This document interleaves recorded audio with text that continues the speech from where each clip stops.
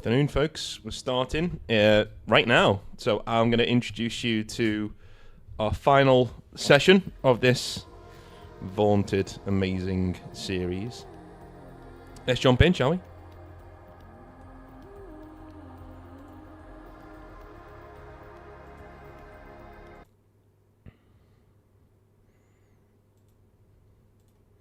It's the life, baby. Alrighty. The gamer life. We are on. We are ready. Hello. Just turn a few people down a little bit. There we go. Turn me down, every now and then.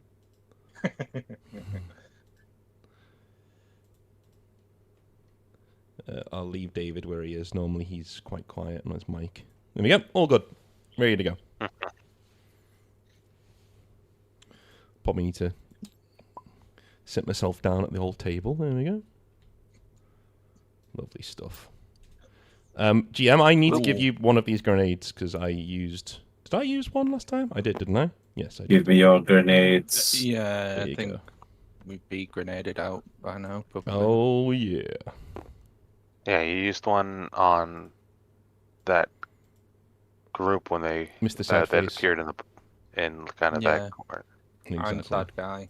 I think there was like 2 Oh, yeah. Yeah. at least. Well, I've already Please. given one in the session, I think. Oh, Yeah, you gave Yeah. one right after you used it the first time, and I think you used one more, Yes. and I don't know that you gave it. Because I do remember Yeah. you mentioning it when we were fighting Sadface. I've made note of it in my thing Mhm. anyway, so if I've got more than one, I know I've got 4 left. Which isn't too bad. The only thing I did was take 30 bullets from Doc's AR ammo. And that's about it, because he did the full auto. Oh yeah, Yeah, I yeah. missed. nice. That's... One of them I hit. One of them hit. Yeah, Yeah, one of you them killed hit your own hard. dad. It's awesome. You killed your own dad. It was It wasn't awesome. my dad. I wish it And was I my blew a dad. bunch of guys up. You did. That rocket That's launcher. play. I think I used Yeah, every the luck rocket. point I had. low key Slink was the MVP because she was the one who Oh yeah. broke their controller. Yeah, the rocket, and then, which was a DV-13, which is insanely hard. Yeah. I used every luck point and just made it. Yep, an 8. Yep. We'll definitely talk about it on our recap, Sure. when we do a recap. Could I get a quick check maybe from Steady? Can you go on the stream and just see what everything's sounding all right? Yeah, I had a lot. It sounds good. I think Let me check you out. I'll keep listening. Northern Exile. That's me, mate. Northern Exile. That's me. It's my name. It's right there. Hello. Actually, yeah, sounds great. Yeah. Awesome. I'm ready. Is everyone ready? Everyone, you ready, GM? Tim- You I'm got ready. it? Alrighty. I was born I'm ready, dude. I'm ready. Let's do it. Was born. All right. Chooms, welcome back to Night City after that harrowing affair in Richard Knight Park, where you guys faced the Bozos on force. And boy, did they have some surprises for you all. And you guys were able to expertly take care of it. It looked grim from the beginning. More Bozos started coming in. Maelstrom were dropping like flies. But at the end of the day, you guys were able to get it done thanks to a lot of grenades, auto fire, and some awesome net running from your net runner, who was hiding half of the time, but then also just pounced whenever it was time to pounce. And now it has been about a week and a half since that encounter. Everybody has healed up. We're back at the clinic, and we're at the Bleeding Heart Clinic in Night City, just resting and recuperating and trying to figure out exactly what to do. All of you are here. What are we all doing within the clinic? Let's go around and just ask everybody, how have you decompressed since what's going on? Let's start with Doc. Doc, you faced somebody that looked like your father. You said yourself your character had not even met his father before, right? Is that the thing? He's met his father, but he knew his father well. But Yeah, he knew for a fact that this wasn't his father. He wouldn't believe it, because if his father was still alive, he still would pretty much want to kill him himself, and he's pretty sure that he's dead. But to decompress, he's thrown himself into his work. He's just moving along, maybe a bit more quieter than usual. And yeah, just trying to get the Bleeding Heart up and running, sort out all the clientele, and obviously keep the Blue Lace Plus flowing, at least on a small amount, not to irritate other parties. Yeah. Fair. I like that. Well, you will have found a note when you get back from Richard Knight Park. A note left to you by your assistant. What was your assistant's name again? My assistant's name was... Was it why do you Helen? ask such difficult questions? I know I wrote it down somewhere, but then I lost it. Tara. So Tara left you a note letting you know, basically, in no uncertain terms, that she didn't really sign up for this whole Blue Lace Plus drug making scheme that you guys have been involved in. It's inviting weird characters like the Maelstrom en masse. She sees that you guys are working with Fuji-san, and it's like she sees the writing on the wall, and it's not what she signed up for. She's grateful for everything that you've taught her, the opportunities that you've given her, but she has to respectfully leave, and that's exactly what she did. She packed her stuff, got her stuff out, and she's left a bleeding heart. She hasn't left any contact information with you. She wishes you the best, and she just up and left. Wow. But I probably have her account details because I paid her, probably. Yeah. Doc's going to send her 1,000 eddies. Okay. Signing off bonus. You won't get a response. Yeah, No, you won't get like that's a fine. thank you back or anything like that. She No. she wants to cut ties. Yeah. Doc respects that, and he understands. And yeah, so that's it. You don't have an assistant anymore. Blue Lace Plus is doing well. And in fact, once we get past everybody's decompression and everything, the Maelstrom are definitely going to want to talk to you guys. But Theo, you faced an amalgam of your father. Looks like you took it really well. I think the last conversation you had with your dad was a very fruitful one. Yeah. So talk to us a little bit about how you felt about, everything that went down and how you're feeling now and how you decompressed. I think Theo's main response is relief.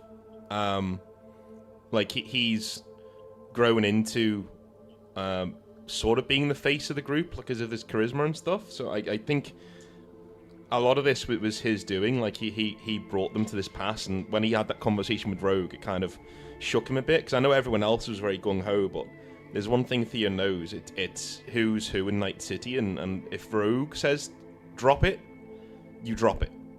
Do you know what I mean? Like, if Rogue says that's too hot, I wouldn't even do that, you walk away. And I think he was hoping beyond hope that everybody would see sense, but in a weird way, the rest of the group have sort of gone more extreme, and Theo's gone more normal. Do you know what I mean? It's gone the opposite that I thought it would go, but that's fine. That's role playing, right? So, I thought Theo would be more than really angry and things like that. But I think he's been texting his dad back and forth, and they've not established a relationship, but it's no longer ice cold. It's more, the ice is melting there, and people bringing up his dad doesn't really bother him as much. It still bothers him, the people see the name Eurodyne, and it's like, oh, you're Kerry's kid. Every kid like that, like David Bowie's kid. Every kid like that's like, oh god, here we go again. But he's okay. He's okay, and I think his downtime has been organising a little trip to the afterlife just to decompress, and don't know if we've done that yet, but it's something that is, if we haven't done it, it's on the horizon. And trying to figure out a way out of Fuji-san. Trying to figure out a way to sidestep working with the Corp now. He's done his bit, he's done the impossible, and now he wants out. He's looking to take his chips and cash out, essentially. That probably means, if that needs to mean just walking away from Fuji-san and burning the entire lab down and rebuilding it somewhere else with the capital they've now got, they'll do that. He's fine with doing that. But he's definitely looking into ways of, maybe he's gone to Hikari, he's probably tried to take her out to talk to her about, he thinks she's into corporate stuff, so like he's probably tried to like squeeze her for information and like ways to maybe back out of a deal with a Japanese corp. You know, Giselle also like putting out the feelers out there, and any suggestions on how to just back away from this thing. Just generally, you know, looking at his cards, seeing where he is. He's probably been poring over his weapons and things, and has gone and talked to different clients and stuff in the meantime. But I think the last 2 weeks or 10 days have been essentially laying low, recuperating wounds, thinking, racking his brains. I'm not sure him and Doc have had a chance to talk yet. Maybe we will in a minute, about getting out of this thing, because he doesn't want to work with Fuji-san anymore. Like he's done his bit. He's done the impossible. He's done his bit. They can't ask any more of him, so he's done. And if they come round, well, we'll see. But if they came round with more demands, he would literally, the answer would be coming at them via muzzle velocity. It would be, no, I'm done. So. Yeah, I mean, asking, you know, talking to Himiko, talking to Giselle, talking to Helena, who is also a Sovoil fixer, you know, and maybe with Helena you're a little more cryptic. You don't lay it out there thick, sure. Like, you know, you're just like, hey, you know, hypothetically, if something like this happened, blah blah blah, you know. Yeah. You get a mixed bag of answers, and they're not saying anything that you haven't heard. You weren't already thinking yourself. And I think that you know that you're the only one that has to decide what's going to happen, and you're aware of all the consequences. You know, Fuji-san could forget about you. They could be your enemy. They could, you know, leave you in a bad position where you can't say no. There's so many possibilities of all the things that you can do. You guys are moving Blue Lace Plus now. You know, you're drug kingpins. You have 2 of the major gangs of Night City working with you. And basically, they've not bent the knee, but they said, like, hey, we don't want to work with anybody but you. You know? When they say that, do they mean me or the group? They mean you guys as a group, okay. You know? Yeah. Because you, especially, you know, the bozos, you guys went through their gauntlet. They respect all of you. Yeah. In whatever that means, we don't even know what that means, you know. But they said, like, yeah, you're basically cool with them, you know what I mean? No one even knows what that means. If you ask Rogue, she'll be like, I don't know what that means. That's never happened to anybody that I know. I think he has subtly bragged, like he's not like said to Rogue, look at me, but he has gone like, well, I think he sent her a text, didn't he, like saying, well, it's done, so. You know, get some champagne on ice, because it's done. I did the impossible, so go fuck yourself, sort of a thing. He's a cyberpunk. He's a cyberpunk. He's going to gloat. He's you know, they pulled off something amazing. And I think right now, Theo is like, hey, time to cash out. Right? It's time to... I don't want to push it. These are my friends. They weren't friends, now they are. Do you know what I mean? Like, these are my guys, and I'm not putting them in I'll put them in harm's way when they've got a chance of getting out alive. We don't want to fly too close to the sun. We don't want to get burned. So it's time to bug out. That's what Theo's been racking his brains about the last 10 days. It's just that. I don't think he's spoken to anybody really. He's trying to figure this out first, and then he comes to people with options. Yeah. But for now, keep our. I don't think he's even We left. were too focused on getting a Bozo situation. Yeah, under wrap, weren't we? I don't even think he's texted people and called people. He's probably called Dad a few times just to let him know. I probably have told Kerry exactly what happened. To be honest with you, like that would have been, listen, I didn't. In case this happens again, I just want you to know there's no hard feelings. Like just like calling him, saying, "Listen, I know I fuck with you a lot, but like Yeah. So it's time, at least for him. So if I can get a plan together, my plan right now is take all of our assets in a big fucking van, burn this entire place down, and go on the black market and find us somewhere else. And we'll do the business out of an RV for a while or something. I don't know. Go all Breaking Bad. We'll see. Season 1 Breaking Bad. Yeah, there's a lot to think about. That's for sure. By the way, is my mic cutting out on Discord? No, it's fine. It's beautiful. All good. No. Okay. No, sounds Okay, good. good. All right. But yeah, we'll get back to all Sure. that, Theo. Let's move on to Darby. Darby, you also went through a crazy situation Yeah. with Aura and the Bozos. They seem to have an invested interest in your AI. And even your AI doesn't even know what that means. Talk to us a little bit about how you decompressed and what your ideas are. Well, yeah, I mean, as with everybody in the group, we all had our sort of family sort of links with the certain characters in Bozo, and I seen Mama Bozo, I think she might have been called, and Mama Darby. Mama Darby, that was it, yeah. But yeah, I think Theo dealt with her in short, in quick work. But Took her to the cleaners. But yeah, that would I would have said the main thing is probably just relief that we got through that, because that was looking a bit scary when we seen how many Bozos we were dealing with and what the whole situation was going to be. But off the back of it, what was the guy that they called the word, the guy at the end? I think the voice or something was the voice. Yeah. We had the amalgamation or the amalgam, who was like a really fucked up dude, and we had the voice as well. Yeah, but yeah, that would be the main thing that's lingering with Darby right now, is because he sort of parlayed with the voice, and the voice expressed that they would like to see the AI known as Aura to be unshackled or released in some way. And I've obviously liaised towards the end of the last session with Aura to check her logs, and that they haven't sort of corrupted anything or done anything or accessed any internal workings of her. But I'm sure she's doing that analysis. But yeah, I it's a lot, a heck of a lot of food for thought, because I don't think, like you said, that Aura knows herself what she really wants. She's just emergent, and she doesn't really have full sentience right now.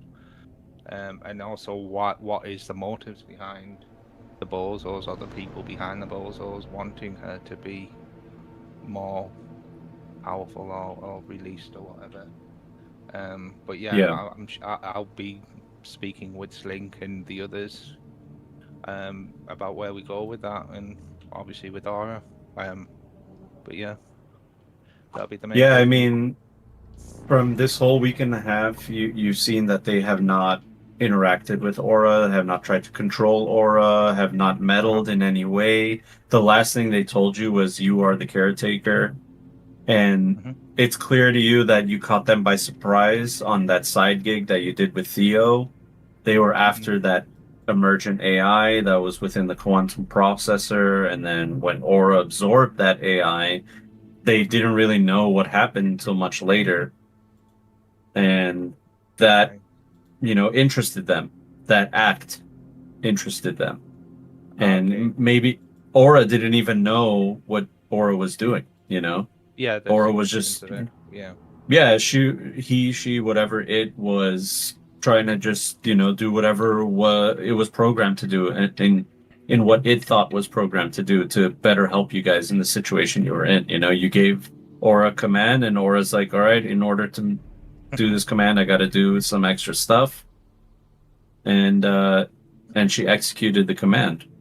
But you likened it to a shotgun blast, and it just had sort of collateral damage, which it meant that she absorbed this other AI in the Yeah. process of. Exactly. It was like a Yeah. it was a big shotgun blast of it wasn't a scalpel, it was a shotgun, And so- there were consequences. I would have. I mean, I don't know. I would have liked to have taken the group to one side. As I think everybody would have had a sit down at some point, just to decompress and get a measure of like hear Theo's thoughts on leaving Fuji-san, and obviously Doc would probably clue us up with the Ironheart sort of situation. And Yeah, but I'm I waiting would to definitely Beating parlay heart. with, I'm waiting to parlay with Doc first. When I get Doc's thoughts, I'll get back to you. Yeah, so Yeah, within this week and a half, a black van pulled up in front of the Bleeding Heart, and out came somebody, that you've seen before, the same kind of hooded figure that you guys saw on your side quest. Two of them hopped out of the van, dropped off a package in front of the clinic, and left. And this is what it looked like. Oh my. And dear. inside of the Okay. box is Yep. what you see is a The Militech. newest action figure. Where are the titties? Yeah, it's actually only 6 inches tall. This thing. Like- A little more angry murder robot. They got action figures face like us. yeah. Yeah, you saw Yeah, a right. Militech QRFA-1, a quick reaction force automaton. Wow. Why don't you give me either a weapons tech or I think weapons tech. Darby, yeah, probably the guy. 14 on weapon tech, so yeah, I'll do that. Yeah, dude, give me a weapons tech.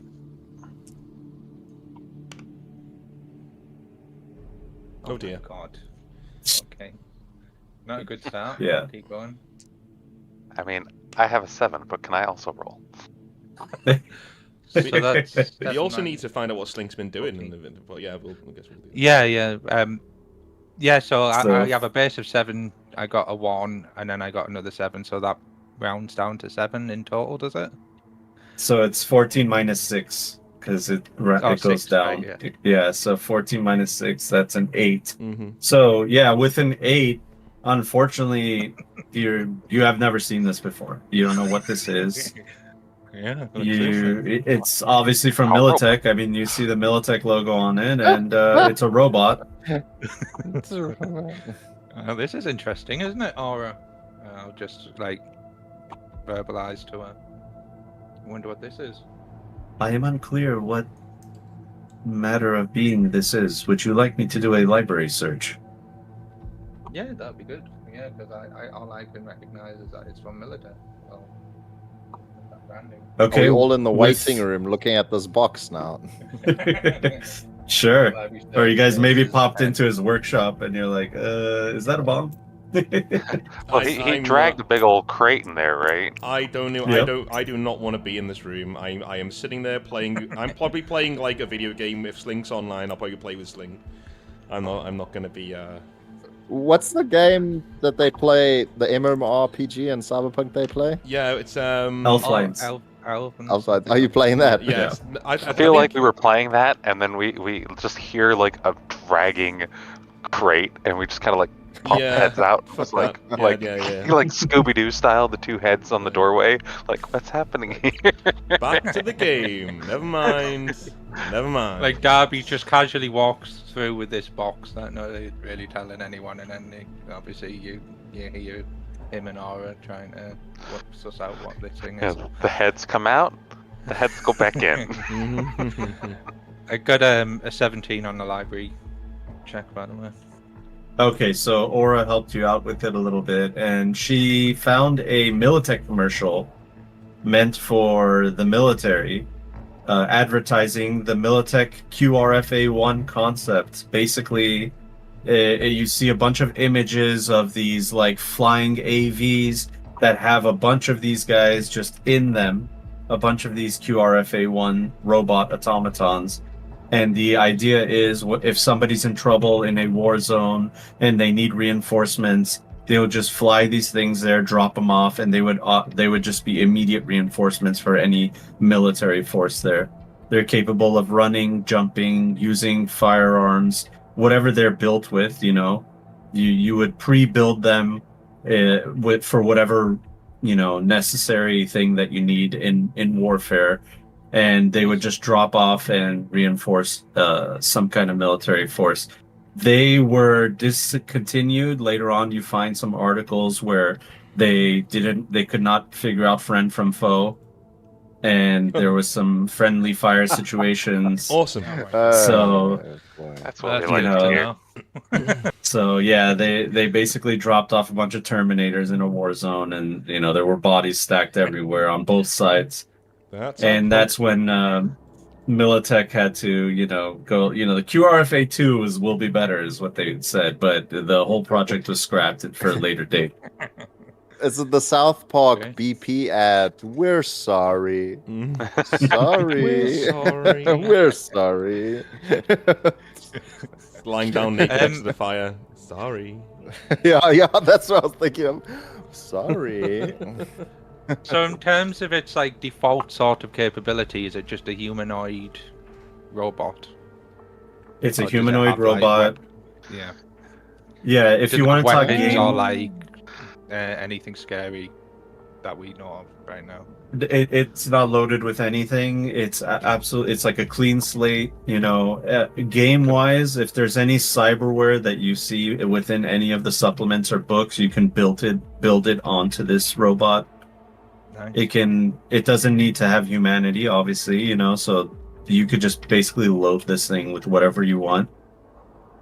And it has a neural port with a quantum drive that can load up some kind of consciousness or AI or something into it. And that's the idea that the bozos basically, that's why they gave this to you.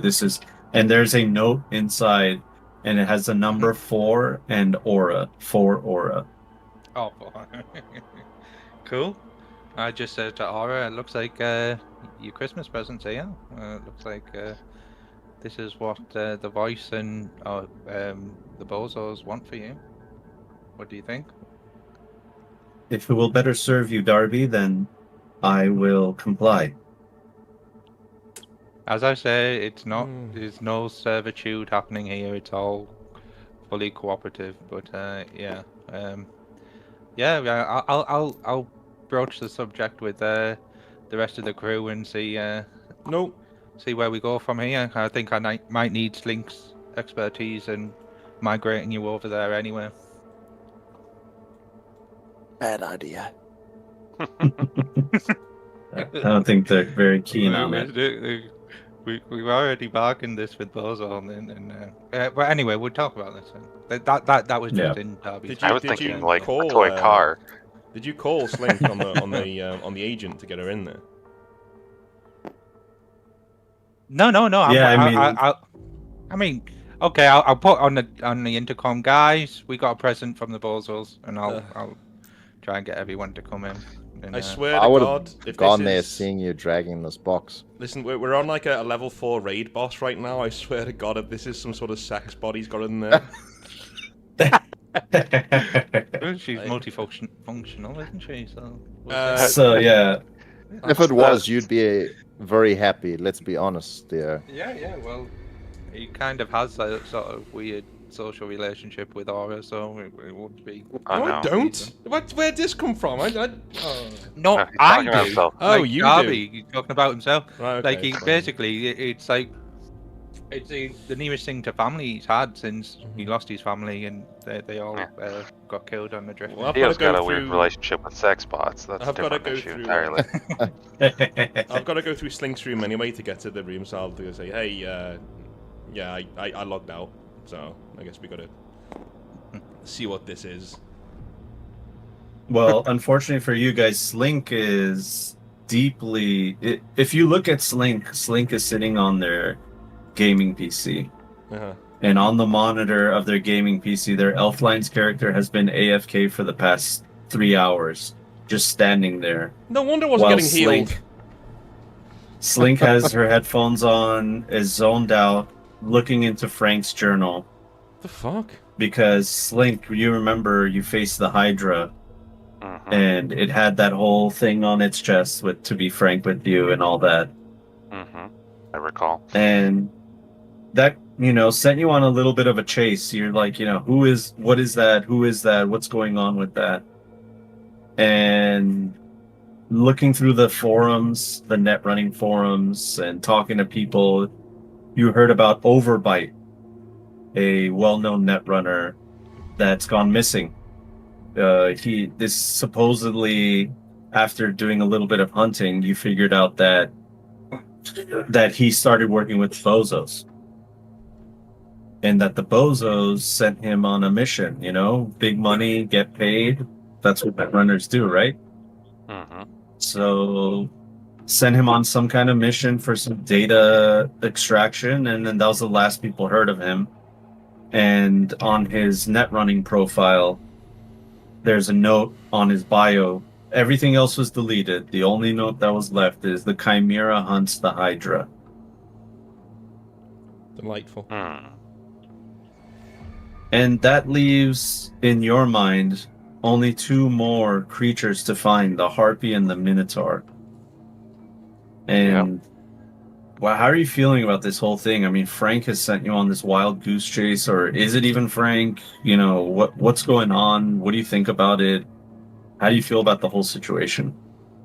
Well, I mean, the problem is that, like, these journals, like, how much of a crossover, like, I'm using them to understand the code, but how much of the information is like contained in both journals? Is this something like that if anyone decodes any of the journals, they're going to kind of have this information, or is it that you have to have multiple journals to be like, assuming you already knew the code, would one of the journals be able to kind of give you the story, or would it be that you have to have them read it across the different journals?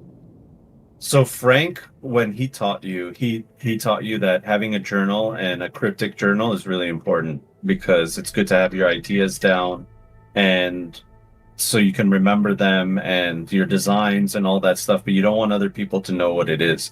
So you just generally would be journaling all the time anyway. You have maybe it's on your PC, it's not really an actual journal.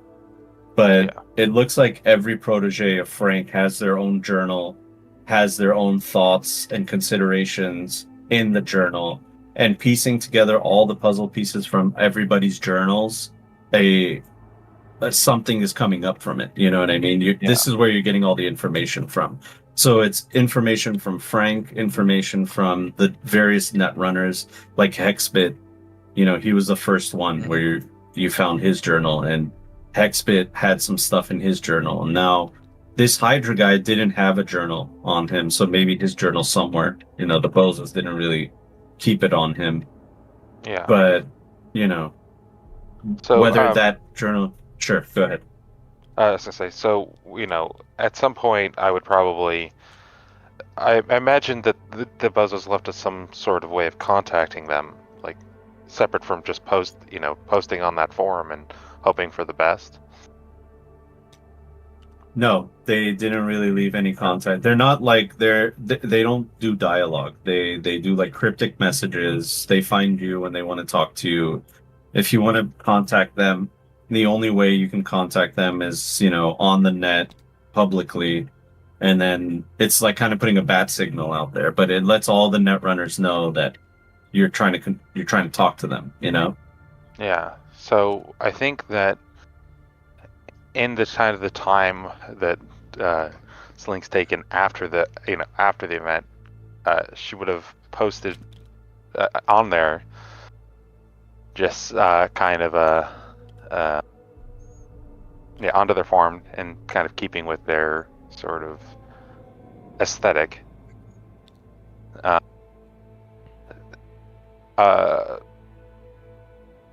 Had a blast looking for a brochure, something a little that is frankly a little more clear,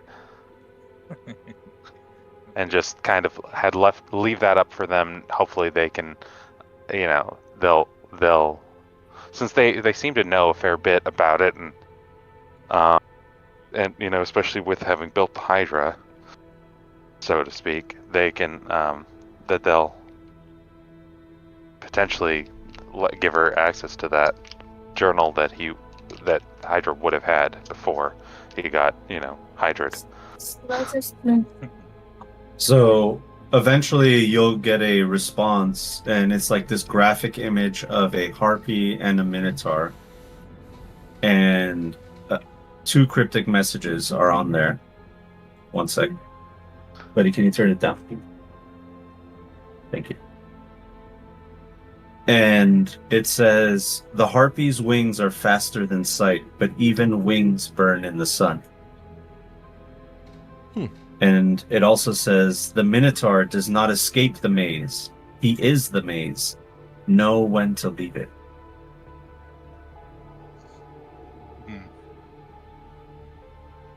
And that's all you get from the bozos. So they know you're on the hunt for something, and they recognize that you're on some kind of journey, but they're not just going to give you the answers. Yeah. You wouldn't expect that anyway, would you? Really? Oh, I was hoping to get the journal. I was hoping they would give you the answers, actually. Didn't think about it.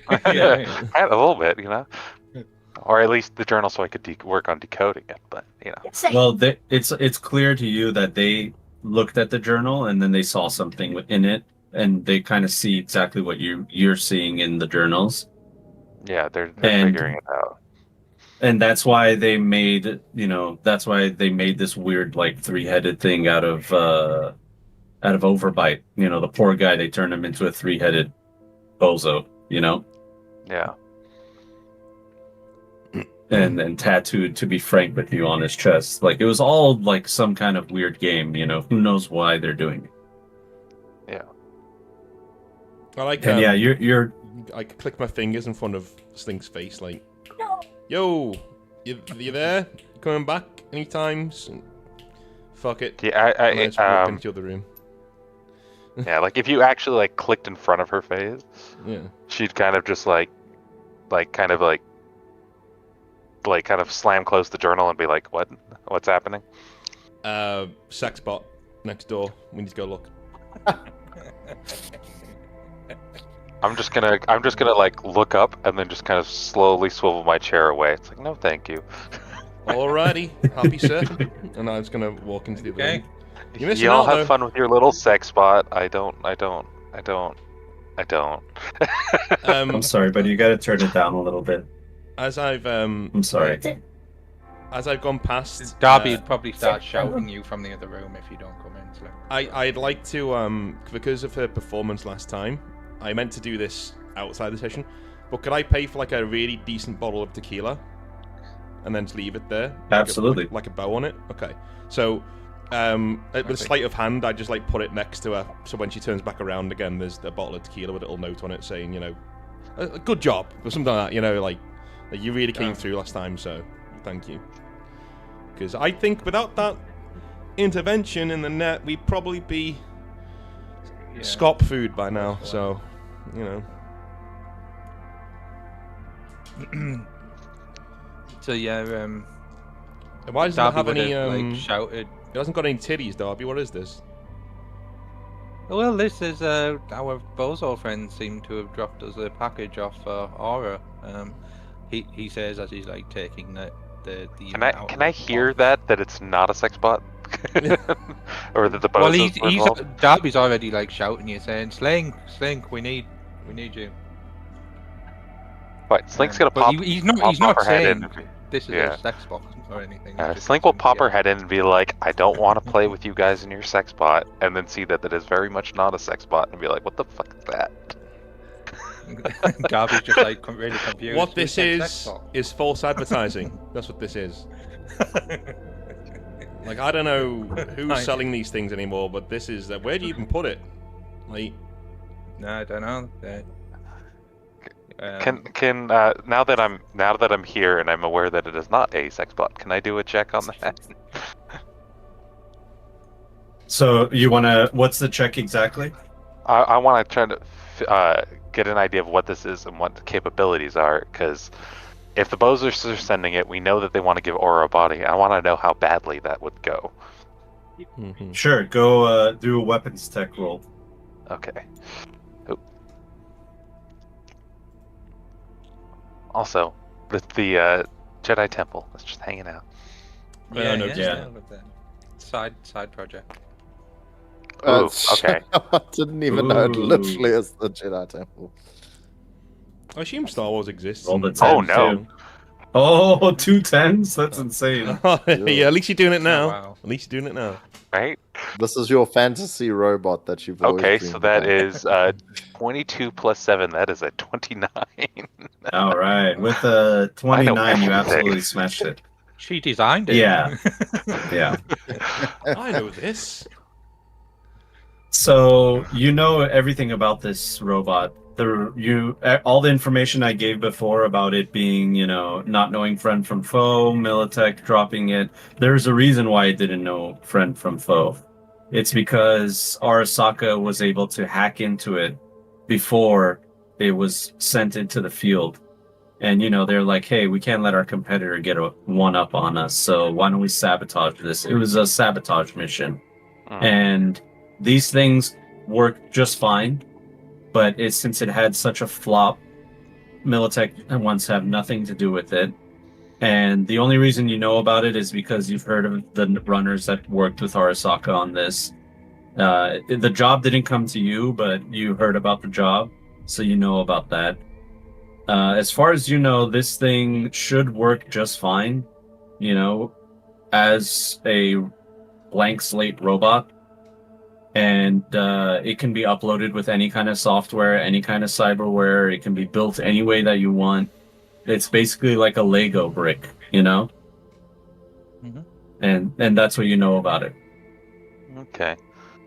So, I will kind of relay the gist of that. Like, we can it's safe enough. It's the issues that happened with it were, sabotage to put too fine a point on it.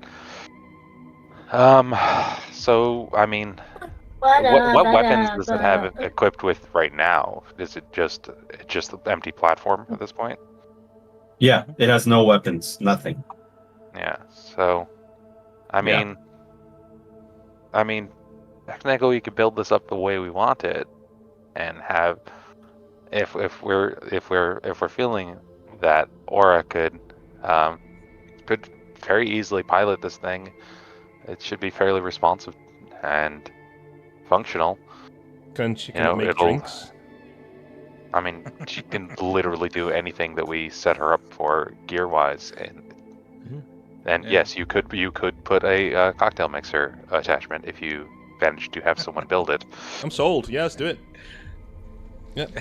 Could also end up being a mobile weapons platform that could. Bad idea. Yeah, I don't need one of them. We need more cocktails. It's fine. Yeah. Or that's totally up to or maybe more of a bulwark, sort of a defensive situation.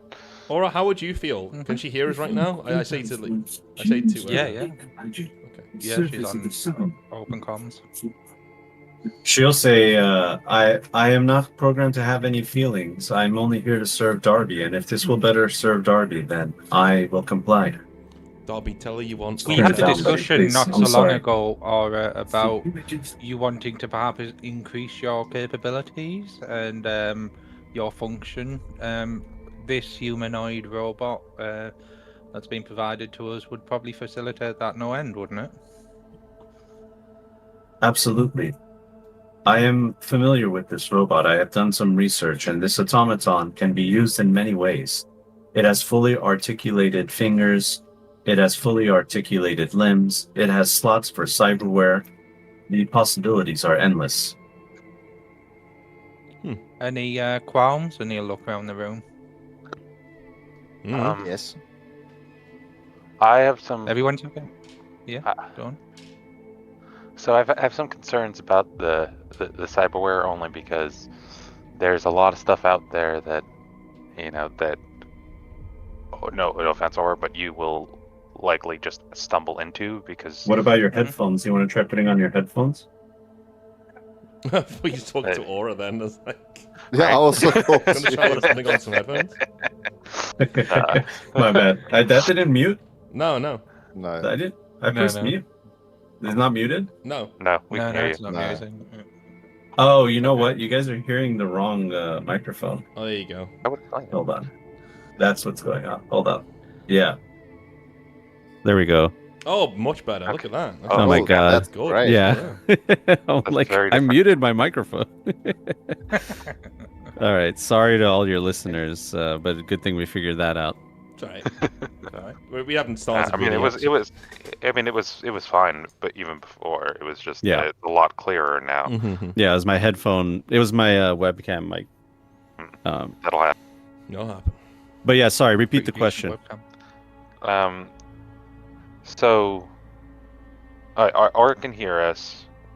Yeah, right. Well, this conversation. Crap, Yeah. where were we? Do we need privacy? I mean, No, that's whatever you guys think. I mean, Aura really, the only concern Aura has is Aura wants to find out, why this is happening. Yeah. So, sorry, I remember where I was. So, like, as far as until Aura is a little more, let's say, cognizant of the dangers on the net, I'd like to avoid, her just going ham, running around in the architectures and potentially stumbling across something a little too dangerous and not knowing to, get out of Dodge. So for Yeah. now, I think the kind of with the interaction she has net-wise with, helping with searches and such, I think is safe for us and for Aura. But as far as building up this platform, I do think if we set it up, we could set her up to be well armored and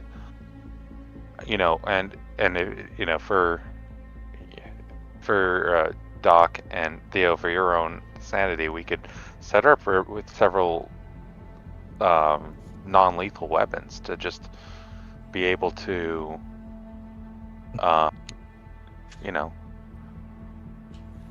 protect us without necessarily. I'd be okay with her You know. having like fully Yeah. armed weapons. I'm okay with Aura. She's cool.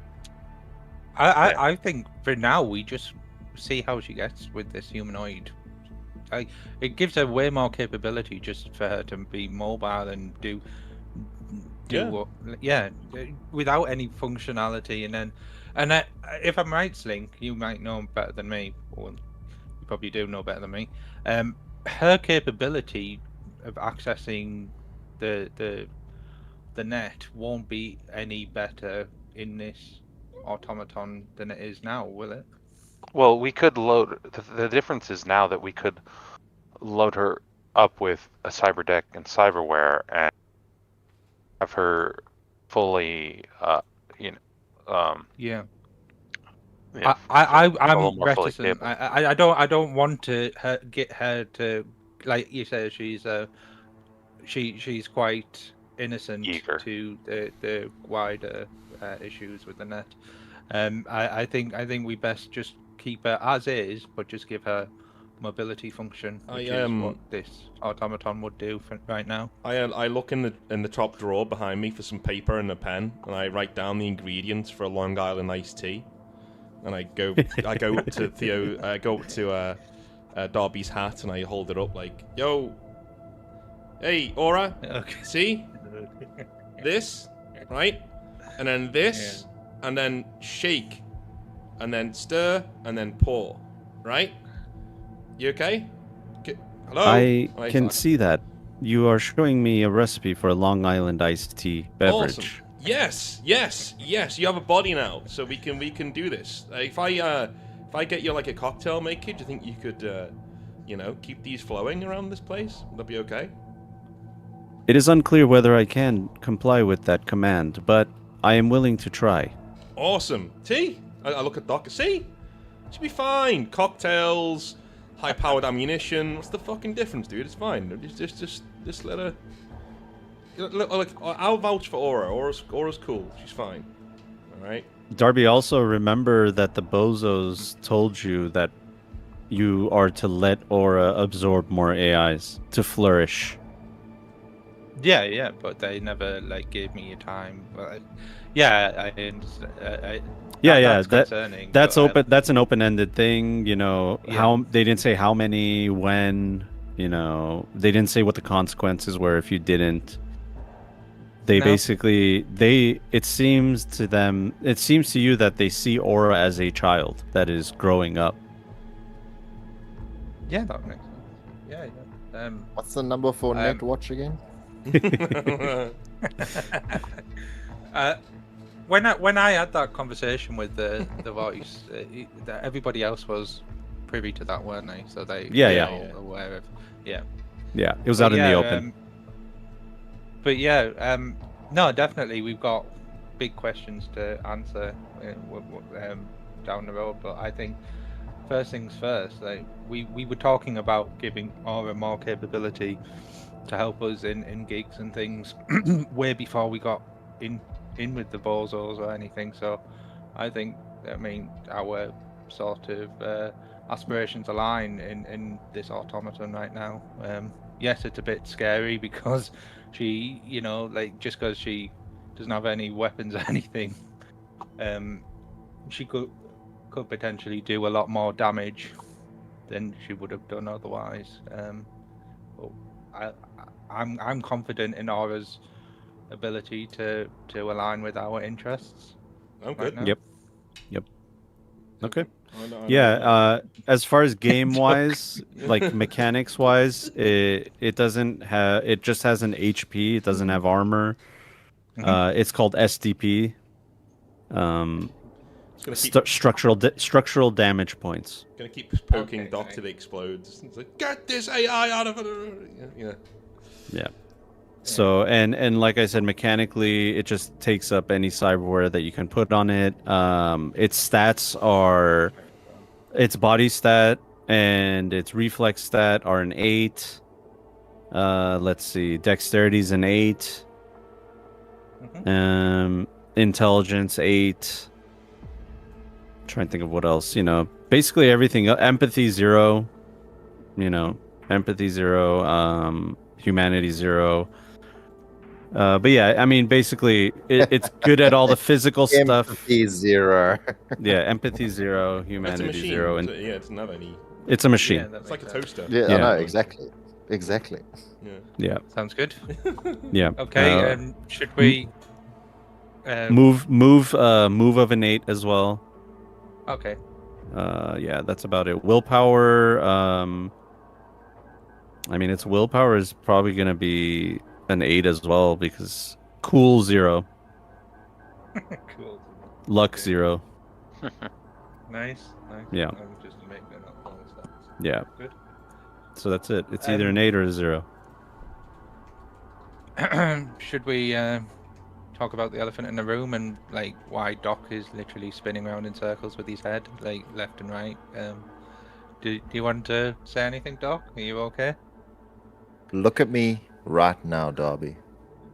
Yeah. You are playing with fire. And not just fire that actually has a conscience and can decide to leap onto you and burn you to death.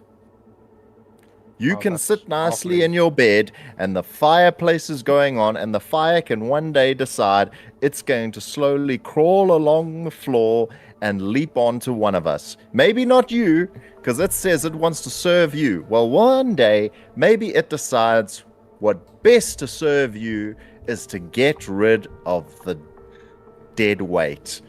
Me or Theo. Well, that's not going to Or happen. I'm Slink. not dead weight. Let's be honest. That'll be me and.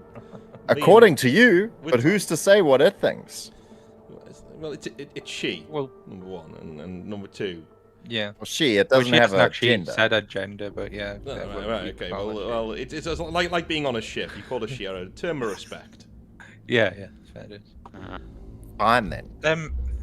And now you want to Alright. give the clanker a way to walk around. Yeah, Because I mean, she has done nothing thus far to alarm me or us, apart from maybe bending or misunderstanding some rules regarding not absorbing our AI. Well, Have she you did that not looked at involuntarily, your right? history, Darby? Say again, sorry, Doc.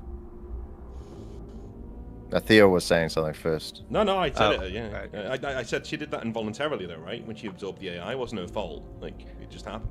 No, yeah, it was a misunderstanding, is what Allegedly. we, basically boiled down Allegedly. in the end. Don't Allegedly. encourage You- this man I wasn't there, so I can't actually say. in his. Aura, what do you have anything to say to these sort of concerns of Doc's? This is a new journey for me, and I do not understand how this journey shall begin or how this journey shall end. But know this, my programming dictates that I would never hurt Darby, and I am only here to serve. Darby has been nothing but a great caretaker for me. And There you go. while I do not understand fully what is going on, my processing power has been significantly increased. And I have had time to process everything that has happened to me. And I believe this is the next step in my journey, evolution. We do not understand. I do not understand just yet. Wait! Back up! I'm not alone. You say we there? Yes, I'm sorry. It might have been a glitch. I'm trying to understand whether I am one consciousness or two or many. It is unclear. Okay. Well, I'll say this, like, Doc. You know, cyberpsychosis is a thing, dude. Like, what's to stop Slink from going crazy one day and trying to attack us through the net? What's to stop you? I've seen you have some serious lapses in judgment recently that have put us in harm's way, or, you know, they could have led us to being in harm's way. We're all capable of making mistakes and putting the others in harm's way and snapping at any one time. Maybe not me, because I'm awesome, I don't have any cyberware. But, like, the rest of you, you know? Like, everybody is culpable. At least, of the people in this room who have a fail-safe against misbehaving, Aura's the only one who has one. Again, yes, she won't attack Darby or his allies. Okay, fine. It's a flimsy one, but she has one. You don't have one. Slink doesn't have one. Darby doesn't have one. I don't have one. Right? Any one of us could go cyber psycho at any point if we install something that's the wrong thing or we're sent over the edge. It's nearly happened. I've seen you twitching. Right? I saw you enjoying errata going into that grinder, man. Like, we've all got it in us to lose that bit of empathy. So I'm saying, like, we've handled worse than a hungry AI. Maybe not, but you know what I'm saying though, right? She's shackled to her programming. She's not going anywhere. We'll be fine. We'll handle it. It's all good. The way I boil it down is she's no more dangerous right now than she was before. It's an edge. Except that she can move about, and I don't think... I think the capabilities of us individually will be more than enough to take down... Like, if something went haywire with this automaton. Yeah. I don't fear the automaton itself. We fought worse than this automaton, but, like, I think Doc's worry is not really the automaton, it's more the constant progressing power creep of what we have on our hands. But she's an edge we have that others just don't. Or other runners, other groups don't have this edge. We've got this edge. You know? You go and ask we have Rogue, Slink here, I'm sure Slink will be able to maybe help us put some further safeguards in. I think we're all aligned in making sure that we don't get into the realms of a rogue AI and stuff like this. I get your concerns, is what I'm saying. I get Doc's concerns. Does Slink have access to the error logs or like the data logs for Aura in general? Because I know you I sent you look at them before when she absorbed the other eye. Yeah, Slink would kind of bug you for them, because right now Slink wants to take a look at what's going on in the data logs with this whole I versus we situation. Mm-hmm. Yeah, that'd be good. And a Yeah, third it's wall. basically like a checksum error of not understanding whether, you know, it's like it tripped on itself, not knowing whether it should say it is one consciousness or two, because technically it is two because it absorbed the other AI, but now it is one. So it's one of those things where it's just like it's like an existential crisis kind of thing that's going on with the AI. Okay.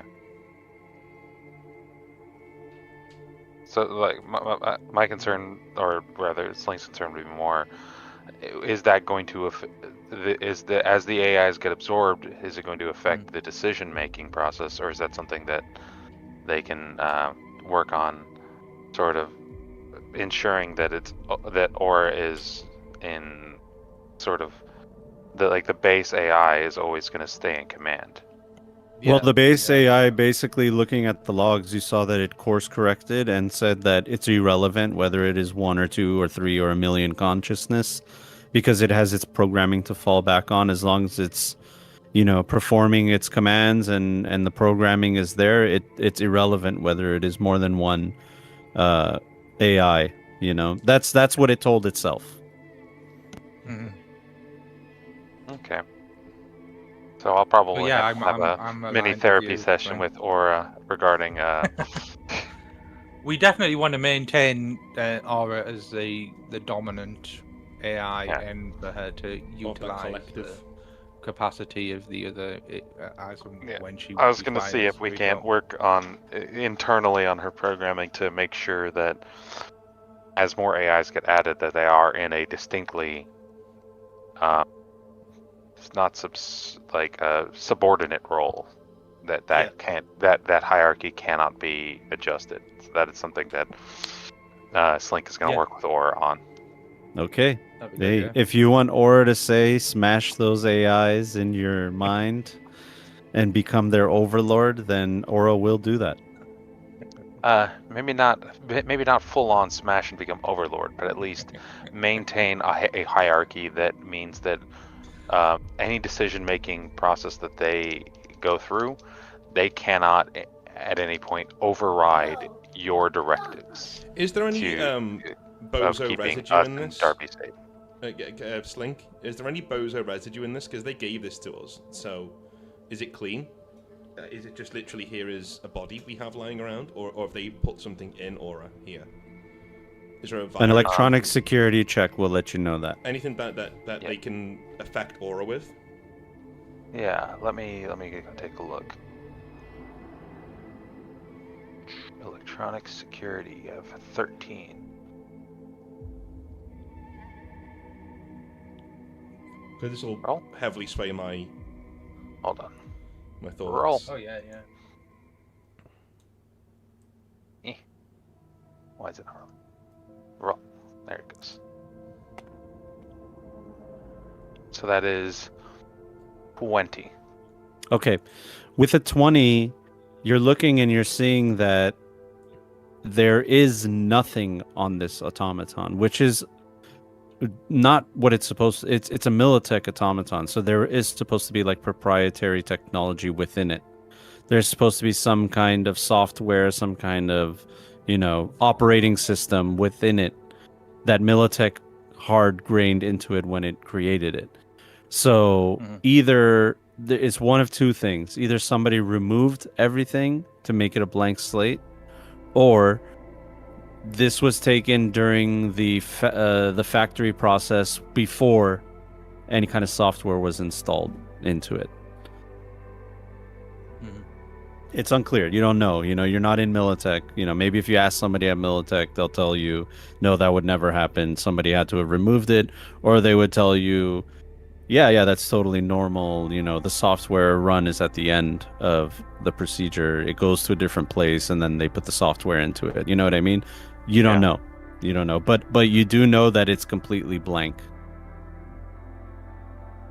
Yeah, I will relay that. Yeah, no, it's clean. It's completely clean. Would you be able to close the back door that Arasaka used to manipulate these robots? I can that would be a work on that. You can, you know, I can try, but no. Yeah. No, because obviously we don't want anyone else like tampering. And I think actually once if we put Aura in here, between the two of us, we should be able to make it fairly secure. Yeah, sounds good.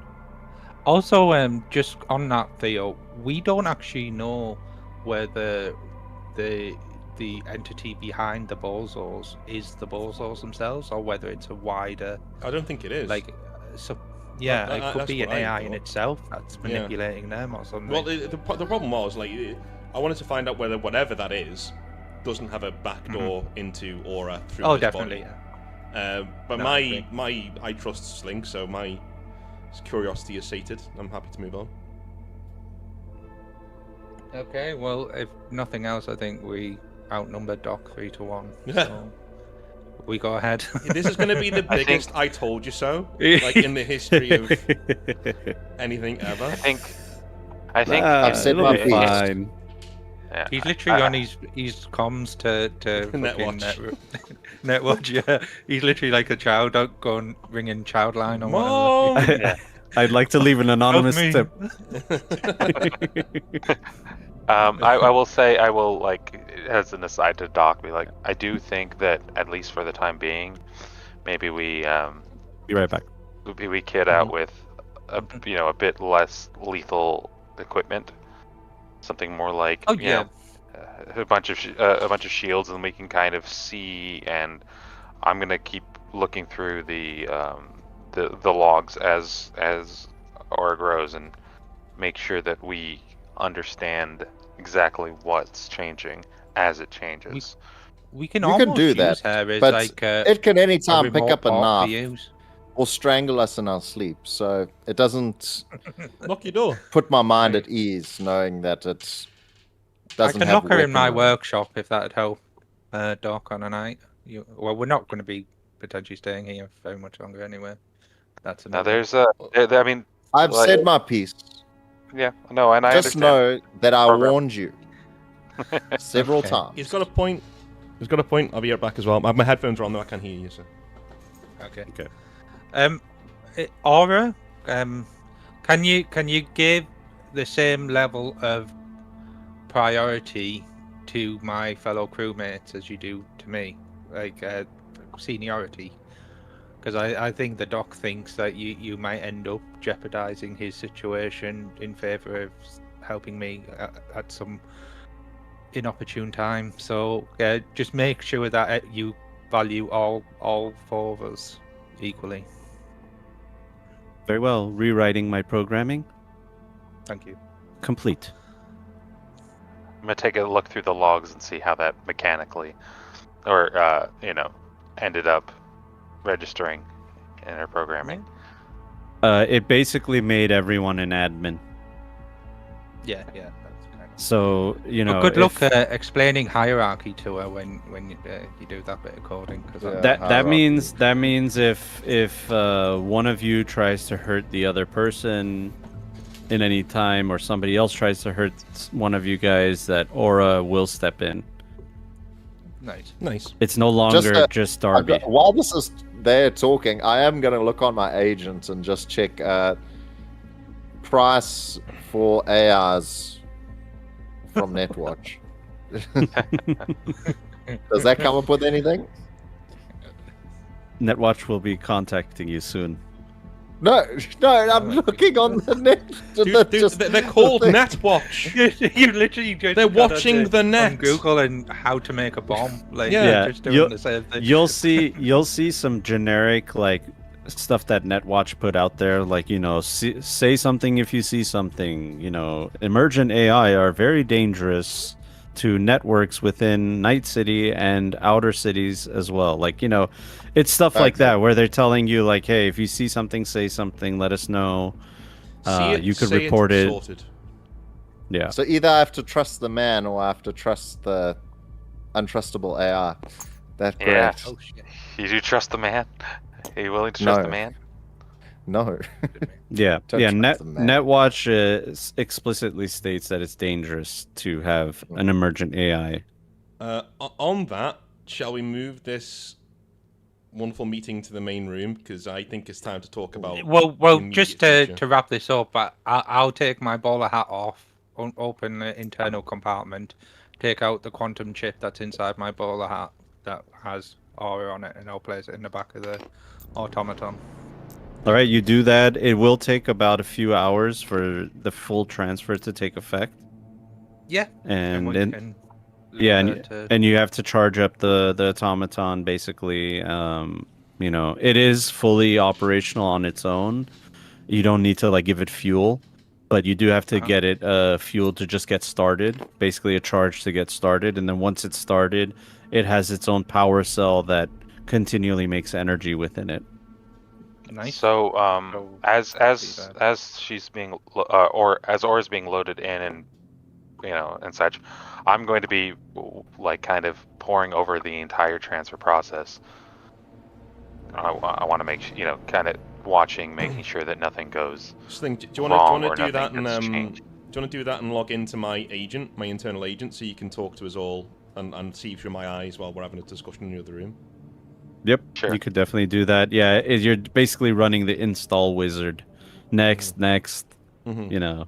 Yeah, but I'm also like kind of looking at like the debug level to make sure that if any of the code changes mid transfer, that I can. God, you're so paranoid. I am so paranoid. I'm sure it'll be fine, guys. Don't worry about it. Yeah. See, that is not Yeah. assuaging my paranoia. That is now I feel It'll like I'm be not fine. my precautions are inadequate. Personally, I feel like it'll be okay, but you know, that's just me. It'll be great for you one way or another. So You're the GM. Of course, it's going to be okay for you. Yeah, it's gonna be great. You hear a light rapping on the door. Hello? Anybody here? Front We're door? closed. Hello, Theo? I'm going to check the security look at cams. that. I'm going to check the cams, see who it is. Well, he's just behind. Look, oh. In walks in Carrie Uridine. Oh, shit. Ah, Hello. Abby's here. Wait. Daddy. Oh, he's got he's all kitted out. Shit, he come ready, loaded for bear. Look at this guy. Okay. Hey, He's walked in. He's changed. His look has changed a little bit over the 10 years. I say, how the hell did you find out where we were? I talked to Rogue. Okay, fair enough. You know, Yeah. she hooked it up.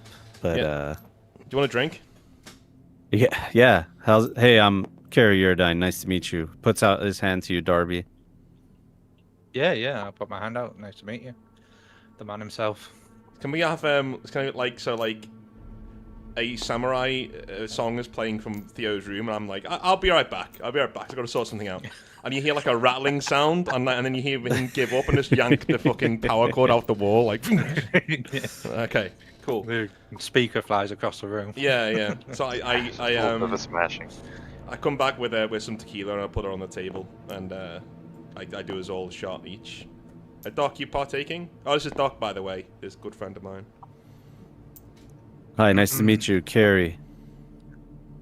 Shakes Carrie's hand and says, "Fan of the music." Oh, I appreciate that, Jum. Thank you. Oh, you know, Theo, I've been off the sauce for the last few years. Oh shit. Okay, well, you know, I wouldn't have known that because we haven't spoken for that long. But anyway, it's fine. Yeah. Oh. Yeah, you know, I think maybe we could have communicated better over the years, that's for sure. I agree.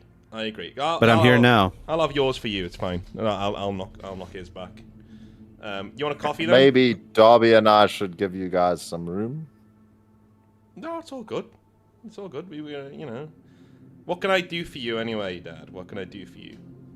Well, son, you know, I just popped in because I told you that we would talk. You know, I was on tour. I'm sorry I couldn't get back to you, and No, that's all right. you know, I talked to Rogue, wanted to see where you're hanging out nowadays, and I like the digs. It's a nice little place over here. The Bleeding Heart, right? Yeah. Are you doing clinic work? What's the deal here? Doc is. I just manage muscle and stuff, logistics. Okay. So we have Darby over there runs engineering, and we have Slink in the back who's probably squealing like a little girl right now because she's loaded through my eyes. And yeah, she does net running and stuff. But like, I'm not sure how long we're going to be here for, if I'm being honest. I think this might be a temporary solution that's about to run dry pretty soon. But hey. Slink's just going to do a thumbs up to the video camera, not really looking. Yep. Okay. I see what's going on here, Theo. I see. It's reminiscent of my crew back in the day. Me, Johnny, Rogue. I mean, I see all the signs here. You guys are runners, aren't you? Well, tried yeah. I figured Rogue would have told you, but I guess maybe she was trying to keep that a secret. But yeah, we do runs every now and again. Just normal merc stuff, nothing extreme. Rogue doesn't like to give me too much information, not after, our history in the past. She just told me where you are, and I asked her some more questions, and she told me to ask you about the bozos. I don't know what that means. But that's about all she said. Yeah, we may have done a gig or two for the bozos in the past, and they're pretty cool with those. We're pretty cool with them. Maelstrom too. Like they're... What? Yeah. What? Nice guys. Wait a minute. Time. Hold on, Theo. How much of this have you been drinking? All right. You did a gig for the bozos? Yeah. And now he looks at you like concerned, and he gets a little bit closer, and he's just like kind of looking at you, trying to see if like you're going cyber psycho or something. No, I want to. I want to convince him that I'm telling the truth. So can I be able to just look at him dead in the eye and just be like, no, I'm serious. Like, I know what I'm doing, and yes, we did do a job for the bozos, and we are quite tight with the bozos. He goes from like a jolly, happy look to like a really concerned one. He pulls up this chair, and he sits down. Give me a human perception, Theo, with a +2, Okay. since he's your dad and all. Human perception. Social. There we go. +10. Here we go. I'll roll in game, even though they're not as nice as my dice. Whoa, 20. Oh, Yay! Plus- yeah. Really Roll another 10. Good rolls today. Roll Whoa! another. Oh my god. Wow. Hey! I see you, Same Dad. time. I see you. I Yeah. see you through You your see right bullshit, through Dad. him. I see you through it. And an 8. Yeah. Oh That's my god. That's That's a 28 as well. plus 38. Yeah. 38. Yeah. You know exactly what this is. You've seen this look before. This is. You might even feel like this is all the resentment is coming back, and it's like he's feeling like he messed up somewhere so bad and he's thinking like, how did I let it get to where it is? How did I let it get here where my son is in so much danger Okay. and walking in my footsteps, like he's gonna die like Johnny? Like all these ideas are going through his mind. He's like kind of like having this panic. Okay. So if I know that, I hold my hand and say, okay, number one, you didn't do shit. That's the problem. Okay. All of these decisions were mine, and I made them because I wanted to make some money and do something in my life with no help from anybody else. Because, God forbid, I was never going to get any help from you or anybody else, or even Kim. She's disappeared, right? She's in England somewhere, right? So I set something up for myself, and I'm doing well. Very well. We're fine, okay? I'm not going to end up like any of your bozo friends from back in the day, idiot friends who got themselves killed to be what? A tabloid? Some sort of a memory? That's not me, okay? We're fine. That's what they've all said, Theo. That's what they've all said before they were 6 feet under, before they were flatlined and zeroed. I've been down this path before, son, and I know I haven't been there for you. I understand.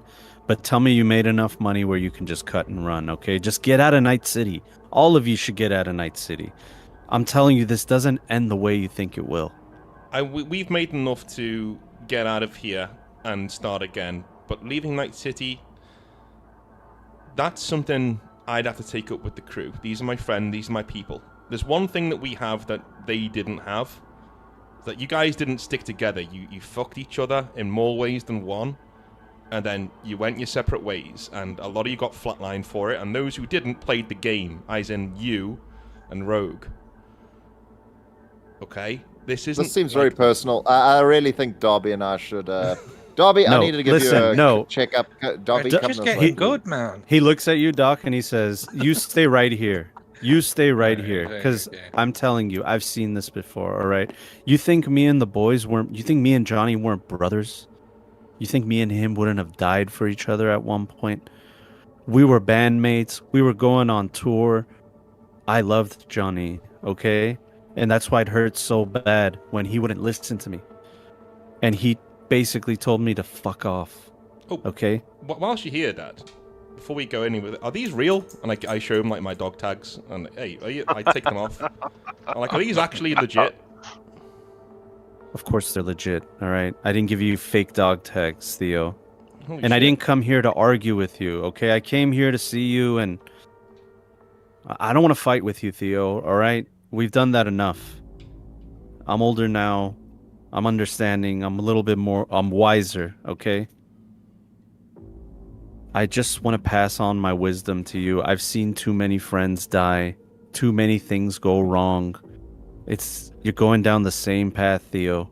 The exact same path. The only way I made it out was cutting ties with everybody. And that's why me and Rogue don't have a good relationship. And neither do I have a good relationship with anybody else.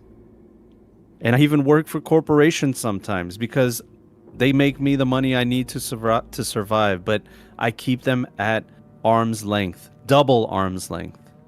I don't work with them past my own terms. So you're telling me you've never seen a merc make good?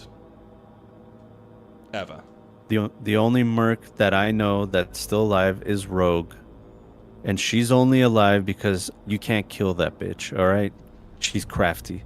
She knows when to get her hands dirty, and I don't think she's ever fired a gun in the last 20 years.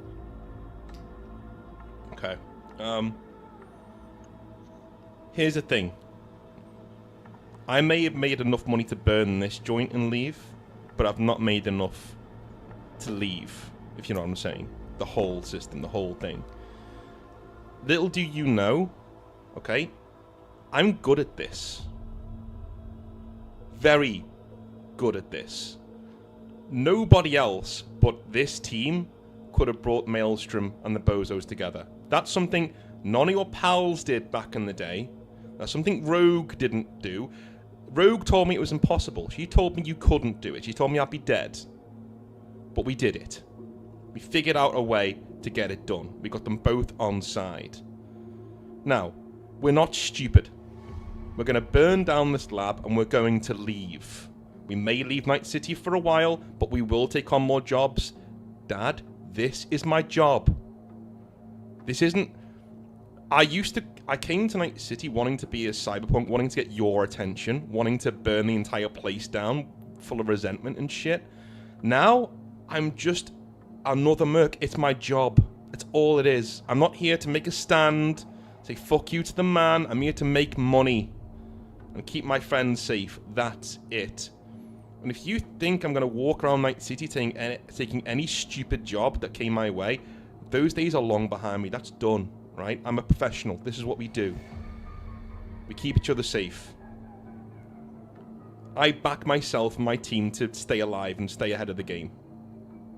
If you want to be involved in that, if you want to be around, we'll stay in contact. That's no problem. I have no problem with that whatsoever. Okay? But you lost concerned daddy privileges about 5 or 6 years ago. You know? Like, I'll have you in my life, no problem. We'll have fun. We'll do whatever, man. I'd love to see a concert. I'd do all that shit. But this is my job. Right? You don't get to judge. And you can be as concerned as you like. If you see me slipping, fine. Fine. I'll trust your word that I'm slipping. Or that I'm getting in a bit over my head. But right now, I am way above water. And you lost the privileges to come back and tell me that I'm not a long time ago. You know, Theo, when I walked in here, I was hoping that we could patch things up. But what I'm understanding is... Listen, Theo. I don't doubt that you're good at what you do, okay? That's actually what I'm worried about. Because we were good at what we did too, and we were too good. And when you're too good, that means people need you and they want to use you. And we let people use us, people, powerful people that could stomp you like you're an ant. And I'm afraid that you're going to put yourself in a position where you can't get out without losing your life. Okay. And if you're really good at what you do, then you're going to get there faster than you could ever believe. Let me ask you a And question. you can't listen. No, let me tell you something, Theo. Okay. You can't tell me that I've lost my concerned dad privileges. Have I been a good dad? Fuck no. I've been a shit dad, all right? I've been a terrible father to you. I don't even know how to be a good father, all right? I understand that. And you don't have to listen to me. I get it, son. Listen, you don't have to listen. John, your kid's not in the room, right? No. You say all He's this. like, no, you're not, Dad. No, you're not. No, listen to me, son. Okay, yeah, cool. Sorry, carry on. No, you're good. You're good. I thought this was a WWE like talk. Let me tell you something. Let me tell you something. Tell you something, sucker. I just want you to stay alive for the next 10 years, you know? That's it. 20 years, 30 years. But Night City is the kind of place that buries mercs. It doesn't uplift them. The system hasn't been built for you to get to some amazing place. Okay, I'm worried about you, son. I get that. All right, that's fine. But here's the thing, and I'm not backing down from this. I'm going to be a merc. This is what I do. But here's the thing. Some fatherly advice. If you were me and you were going to remain being a merc with your team, what would you do right now? And I'll take it on to consider it very seriously. I'm taking this very seriously. What would you do right now? If being a merc was the only way you could earn, only way you could put money, food on the table, or be anything, what would you do? And I haven't thought about that in years. I don't know what to tell you, Theo. I don't have the answers. If I did, I wouldn't be in the position that I am with a bunch of dead friends and, you know, my son hates me. I don't hate you. I don't hate you. It's complicated. All right, but I only being in Night City and seeing how much I've nearly lost friends, or friends that I have lost, girlfriends, whatever. There's loads of those, by the way. I'll regale you at some point. But the amount of these people that I've lost over the years has just told me that hating somebody like you, who's literally my dad, is not worth it. It's not worth it. And oh, by the way, do you ever speak to Kim? Do you know where she is? No idea. Okay. Well, if I can get some information, do you want me to send it to you? Sure, but I don't think she wants to talk to me. You didn't think I wanted to talk to you either. That's why you never bothered. You never tried. Fair enough. All right. Well, we're at an impasse. Right, I'm going to continue being a merc. I can't believe you seriously thought you'd come in here and say, "Hey, Theo, maybe you shouldn't try being a badass mercenary with, like, you know, everything at your fingertips. Maybe just go live in the gutter or go and be a clerk down at Denny's or something." You know, I don't know what you want me to do, Dad. Like, this is my job. Listen, Theo, I thought I was going to walk in here and you were doing some small-time stuff, making some money, you know, with your crew and just getting along. But if you're working with the bozos and the maelstrom and Rogue is telling me to ask you about that, then she's also concerned. You know, her and I, we don't have a good relationship. The only reason she told me where you are is because she's also concerned. I get that. So, and do you know what? Do you want to know the truth? I'm concerned as well. That's why. Again, we may as well have this meeting now. Like Dad can be here for it. Like, you guys, I do not want to work with Fuji-san anymore. I'm done. Like, I'm absolutely done. Wait, hold on. Hold on. You're working with Fujisan as well, so you're working with a major corp. Yeah. They were the So you're ones working with that... the Bozos, Maelstrom, Fujisan. What else are you doing? Are you pushing drugs on the street or something? You some kind of drug kingpin? You're a hitman. You doing wire fraud? What else is going on? No. We pay our taxes here. We do now. I really want to say something, but I'm not going to. I'm just gonna I'm gonna kick the door behind me so it closes on the clinic, so there's no blue lace coming out of there. No. That's not what I was thinking about. Yeah. There's not like an emergent AI being uploaded. No. Nothing like that. No, nothing like that. No, so I just say, listen. Again, I think we burn this place. We set up somewhere else. Doesn't need to be in Night City. Anywhere. We got the money. We got the scratch. We can go anywhere. Set up again, right? Get nice, dependable work. Or we could stay in the city, take our chances. But I'm putting it to a vote. Like this isn't. I look at Kerry like I may take your second name, but I don't lead this crew. Like we're together in this. All right, so. We will vote. Slinker's not present, but she can give me the electronic nod if she wants to. What do you guys think? Like, Doc, I know you're the one who's more concerned with how things are going, like me. What do you think? Well, I don't want to work anymore with Fujisan. I didn't want to work with them in the beginning. But we took a job, and the job is still half complete. No, it's not. We still need to send the Bozos and the Maelstrom to whatever chaos they want to cause. And once that's done, then the job is complete. Tube, I can do that through a holo. Like, I don't need to do that in face-to-face. I can just call them, say, go be here. That's fine, but once that's done, then we can officially say we're done. But you don't say you're done to a corp. You cut and run.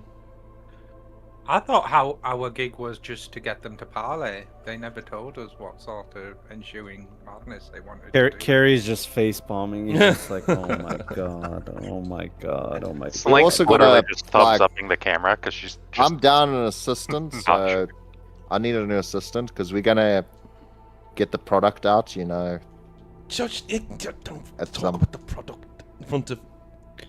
You looking for any part-time work, Kerry? Oh, God. No, I'm busy at the moment. I have a tour, but Okay. Theo, listen, okay. You asked me if I have any advice, all right? I do have one piece of advice. It looks like you're in deeper than I could have ever even imagined, okay? My major piece of advice to you is don't do what we did. There was resentment between our crew. There was dissent among us. We all went rogue, no pun intended.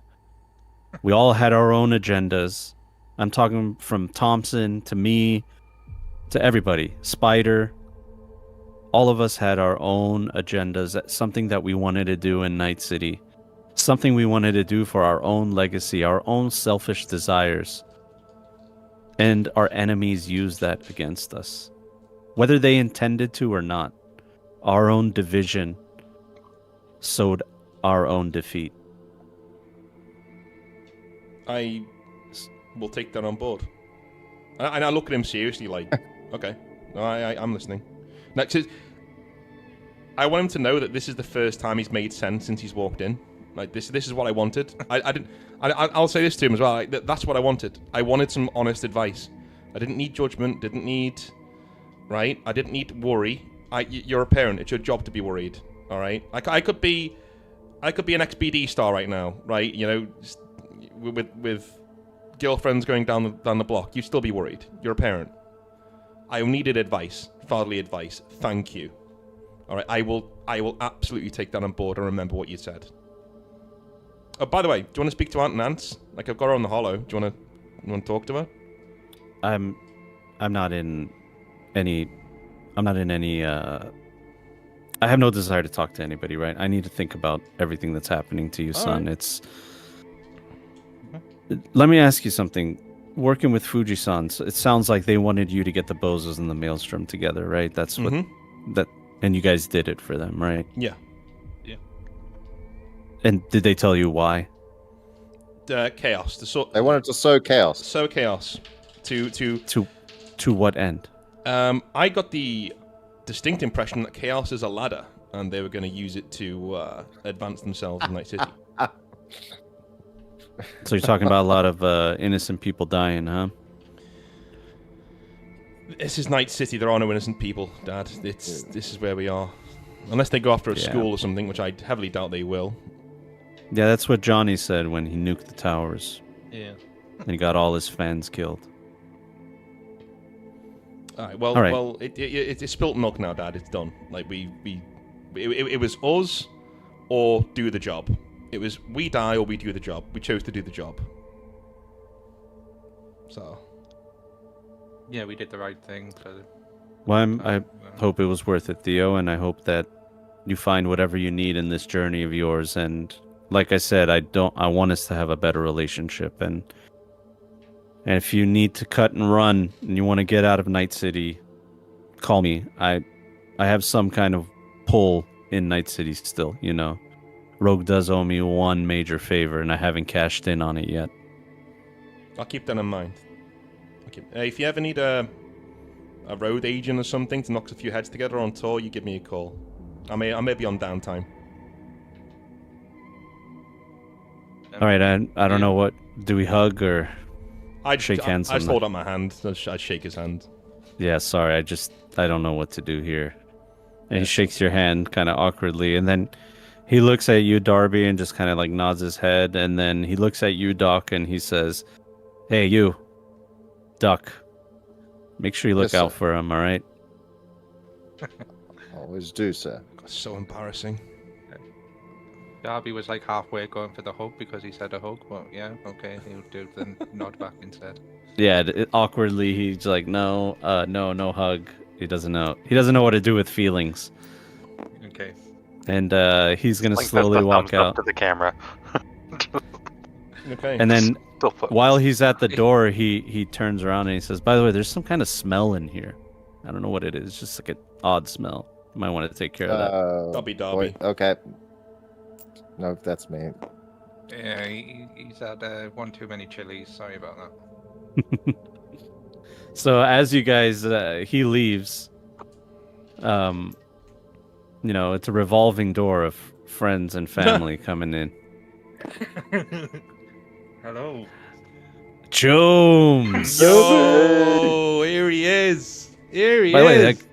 was that guy that came out there? Was that Carrie Erdine? He looked like Carrie Erdine out there. Yeah, it's Dad. He wanted to just see how I was. Family visit, you know. Yeah, in walks in heavy set with a few upgrades, fully recovered from almost dying. Yeah. My meat shield. He is absolutely decked out with a linear frame, Dude, courtesy of the bozos. Heavy set, I have to say, I think our mutual relationship was working out very well for you when I wrap him on the metal peck. Ding, ding. Look at this shit. It's awesome, man. You like it? Yeah, you like the new digs? Yeah. Yeah. Never seen you so happy.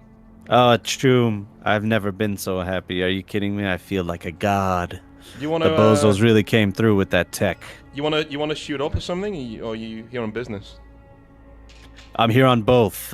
We need some more blue lace. It's all gone, Choom. Everybody loves it. I'll just page Doc saying bring out the shit. If you got any, bring it out. Let's do it. Do I have any ready, GM? Yeah, you still have that half of. He only bought half of your supplies, so that other half is still there. Rolls out the other half. Mm-hmm. You Hey, want Heavy. You right, mate? All of it, Choom, all of it, and I got the eddies right here. And he opens a compartment in his arm, and there's like stacks of eddies. Yeah.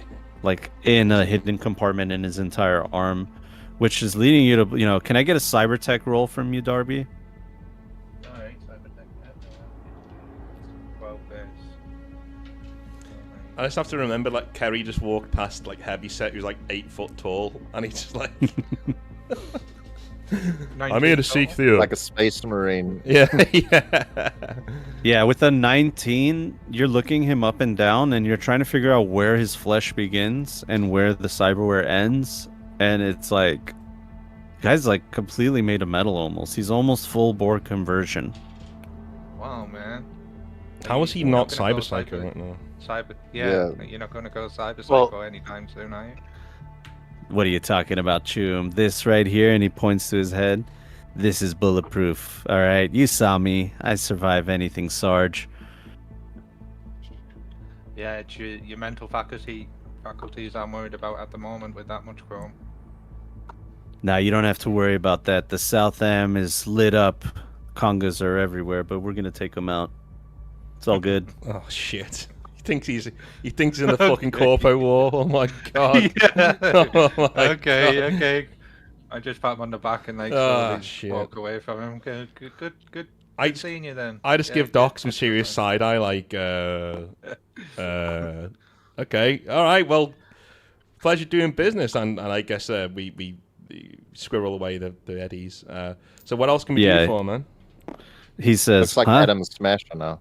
Yeah. He goes, huh? Oh yeah, the blue lace. You know, sometimes I get a little foggy, and a little. The doc said it was the meds from the bozo encounter, but I'll be just fine.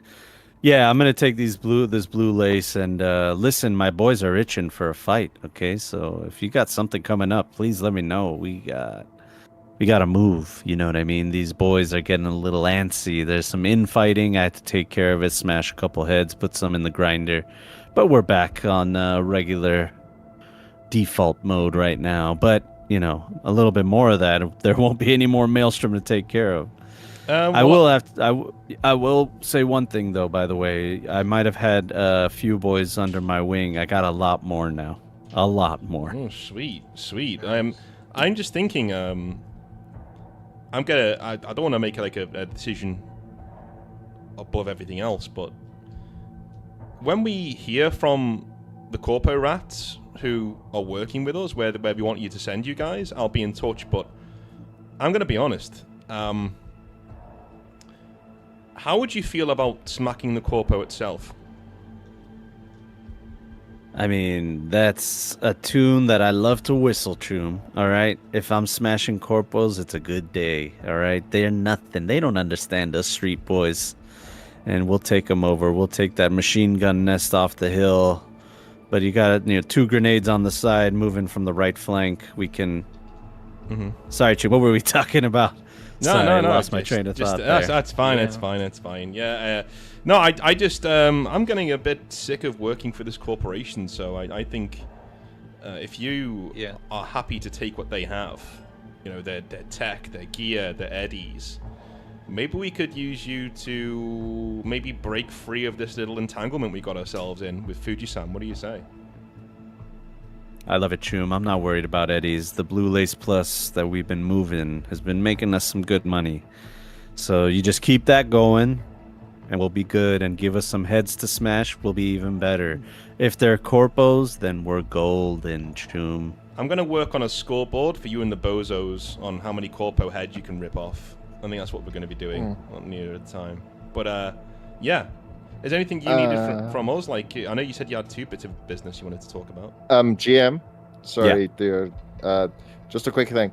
Can I do a pharmaceutical check just to try to see what's going on with Heavyset? Obviously, he's probably Cyber Psycho. And if so, if there's something I can give him just to take the edge off, just to bring him closer to reality. There are those inhalers, right? You can get these. Yeah. Yeah, do a pseudoendotrizine. Yeah. Yeah, do a pharmaceutical check. And you can do some kind of medical check as well. 2 different ones. Paramedic. Yeah. So I can do a paramedic. So the paramedic is 21. Okay. And the pharmaceutical? And the pharmaceuticals. There it is. The one. I knew it was waiting for me. The -1. Can I can see he's struggling. Can I try and help him out, like point things out? I know I don't. You don't know pharmaceuticals. Unfortunately, not when it comes to pharmaceuticals. Oh, okay. Yeah. Yeah, I partake more than do anything like that. Yeah, Thea's just there pointing, like, see, he's like grinning way more than he should be. It must be something wrong, and he keeps talking about Nam. So I think there's something I mean, here, Doc. I know. Well, the I know, the so go on. paramedic was 21, so that's Yeah. at least There you was go. good. Yeah. I know So- pseudo exists. I mean, we can give him some if he's. So yeah, with the paramedic, you're just trying to figure out like what did Heavyset go through, and you're familiar with the process. You know, this is 2087. There's new technology. There's like a paste that could put your bones together. There's hyperbaric chambers that they can put you in, and as long as you have the eddies, they'll bring you back, and piece you back together. So the only meds that you really need when you're coming off of healing something like that are just like pain meds or anti-inflammatory meds, stuff like that. Just like generic stuff, like Vicodin, Oxycontin, stuff like that. But there aren't any like neurological meds that you need for anything like that. You have heard of experimental neurological inhibitors that have been used to curb cyberpsychosis, but you're not sure what the signs are of someone taking them or needing them. You don't know why they would need them, or how someone would determine that diagnosis, but you have heard something like that before. What does sedatives do to someone who's psychotic? Does that take the edge off, maybe? It just calms them down, but it could make it worse because then they go deeper into the psychosis now that they're relaxed. frustrated or something. Yeah. So the psychosis, it's still unknown how it happens. It is psychosomatic, like it's something that you bring on yourself. It's not like it's something that happens to you psychologically. So there is no real like cut and dry kind of diagnosis for it. But from a medical standpoint, how long does Doc think he has? I mean, just the sniff test is not good. The sniff test is like you're looking at him, the guy's made of metal. He's talking about things that don't make sense. He's like disassociating 1 second, coming back the other second. He's smiling a lot. You know what I mean? At least he's happy. You haven't seen a cyber psycho exactly behave this way, but you have seen cyber psychos just like, not have their faculties, basically. Don't know where they are, what's going on, and then they're transported to another place in their mind, and then they come back. That's consistent with what's going on with Heavyset. I flick Doc a message saying, "Do you have any pseudo? We could just stick him with some pseudo. Maybe give him some. Like, it might help." I don't know, do I? Will it help? Well, why don't you roll me a luck? Roll me 1d10, and if it's under your luck stat, then you luckily have some in your person somewhere. Yes. So if it's under my luck, so low is good this time, right? Low is good, yeah. I rolled another one. There we go. He's back, There you baby. go. Okay. I was worried last session there wasn't a lot of ones coming. So I know, So here they come. pseudo. You have a bottle of those neural inhibitors, basically. Yeah. And whether he wants to take them or not is another thing entirely. But like, fuck it. If you let me just give you a little something to take the edge off a little, just What is this shit, Choom? He looks at the bottle, shakes it. Yeah. What is this? Is this blue lace pills? Don't- What is this stuff? no, this is something that I think you need doctor's orders, if you don't mind. I don't know, Choom. Roll me a persuasion. With a Persuasion. +1 since you are a doc. I'm gonna come in there as well and say, "Hey, dude, like, serious, like, you need to." Well, it wasn't a 1. It Uh, was I don't a know. 2. I like natural. I don't know, Choom. I don't know about That's this. the 1. can I try and? Where's my persuasion? You can roll a persuasion as well to give him a +1. Okay, I got +14. As That's a- an 18. 18. Yep. So the +1's there. So what do you got total there, Doc? 10. 10 total. Yeah. I don't know, Doc. I mean, I'll hold on to it, but no promises. And he just like stuffs it in a subdermal pocket, like another part of his cyberware opens up, and he just puts it in there, like RoboCop. If you want to clear ahead for the fight ahead, my friend, you need to be popping them pills. Alrighty. Come on, Chum. I'm bulletproof. I told you nothing can bring me down. Are you kidding me? Hey. I'm a god in these streets. Hey, I know you're a god, but I'm a mortal man, and as a mortal man and your friend, I'm concerned for you. So it would really make me feel better if you took them. That's just do it for me. Don't do it for you. You don't need them. Just put my mind at ease, so I know you're going to be all right. He walks up close to you, Theo, and he says, "What are you suggesting, Chum? That I'm going a little crazy?" Not really. It's more like a guy with that much chrome. Like, come on, dude. Like, we need to make sure that you're okay. You know you're okay, but you know I'm concerned for you. Maybe you should just take them. You need to keep your vehicle oiled. It's taking care of your vehicle. See it that way. General maintenance, dude. You're not going to stand out there in the rain and get rusty. You know what I mean? The rain. It's raining. The rain is in the jungle. It's just... The rain is falling from the canopy, Chum. Yeah, that's what I'm talking about. Yeah, maybe we should, you know? That's why you need to take your medicine, Chum. What? Oh. The medicine. Yeah, look, no promises, Doc. I'll hold on. Like I said, I'll hold on to it. I'll take it with me. Okay. Yeah. Hey, well, listen. If I feel a little weird, I'll take a pill or two, okay? How about that? Okay. That makes me feel so much better, Heavyset. Thank you. Thank you. All right, Tunes. Well, listen, I'm going to take my goods, and if you see any corpo heads that need to be smashed, know that the Maelstrom have your back. Oh, we will be in touch. Don't you worry, my friend. You have a good day. Likewise. Walks out. All right, fuck. Sorry, guys. Doc I didn't mean says, to make a... yeah, he doesn't have long. Yeah. We might need to make a move on the on Fuji-san. Yeah. What do you mean making a move on Fuji-san? Well, do you want to hear my plan I first? thought we were just going to cut... Yeah. Let's just You hear didn't tell us anything, and now suddenly you're talking about making a move on a corp. Hear my plan. All right. So, if we're getting out of here, like, let's get paid by Fuji-san, right? Okay.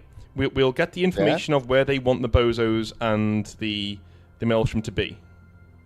Right? Yeah. We get paid. Then we send the bozos and Fuji-san against... So we send the bozos and the Maelstrom against Fuji-san.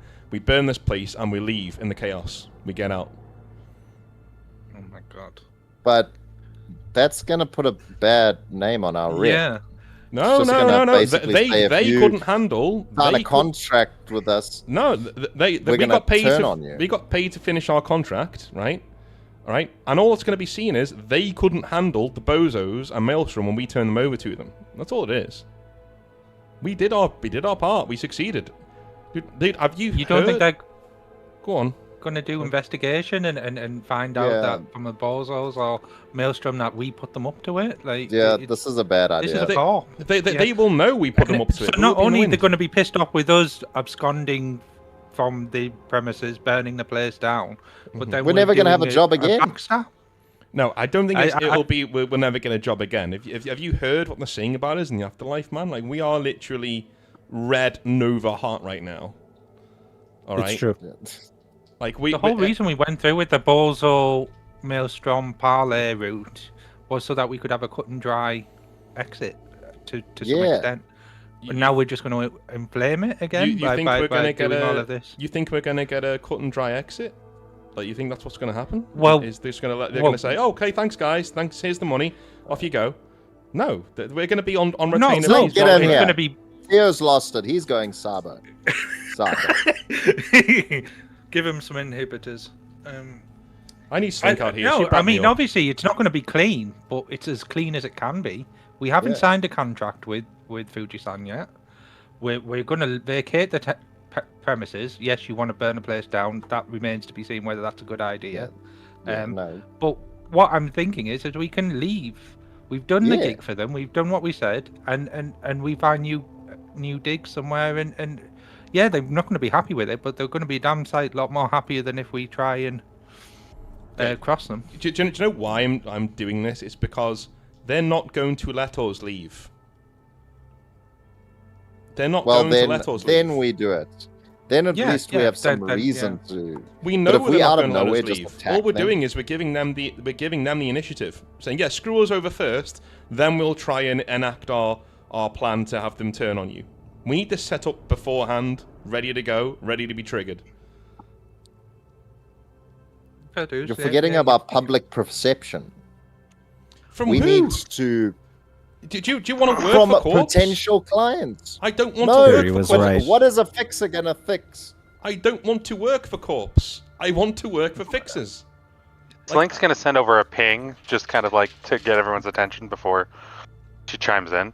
It's like, look, I think we've got the bozos and we got the Maelstrom on our side, not their side. Right? We still gotta set them to do whatever chaos they want, but if we let them know, if we let the bozos and them know that we're walking away, then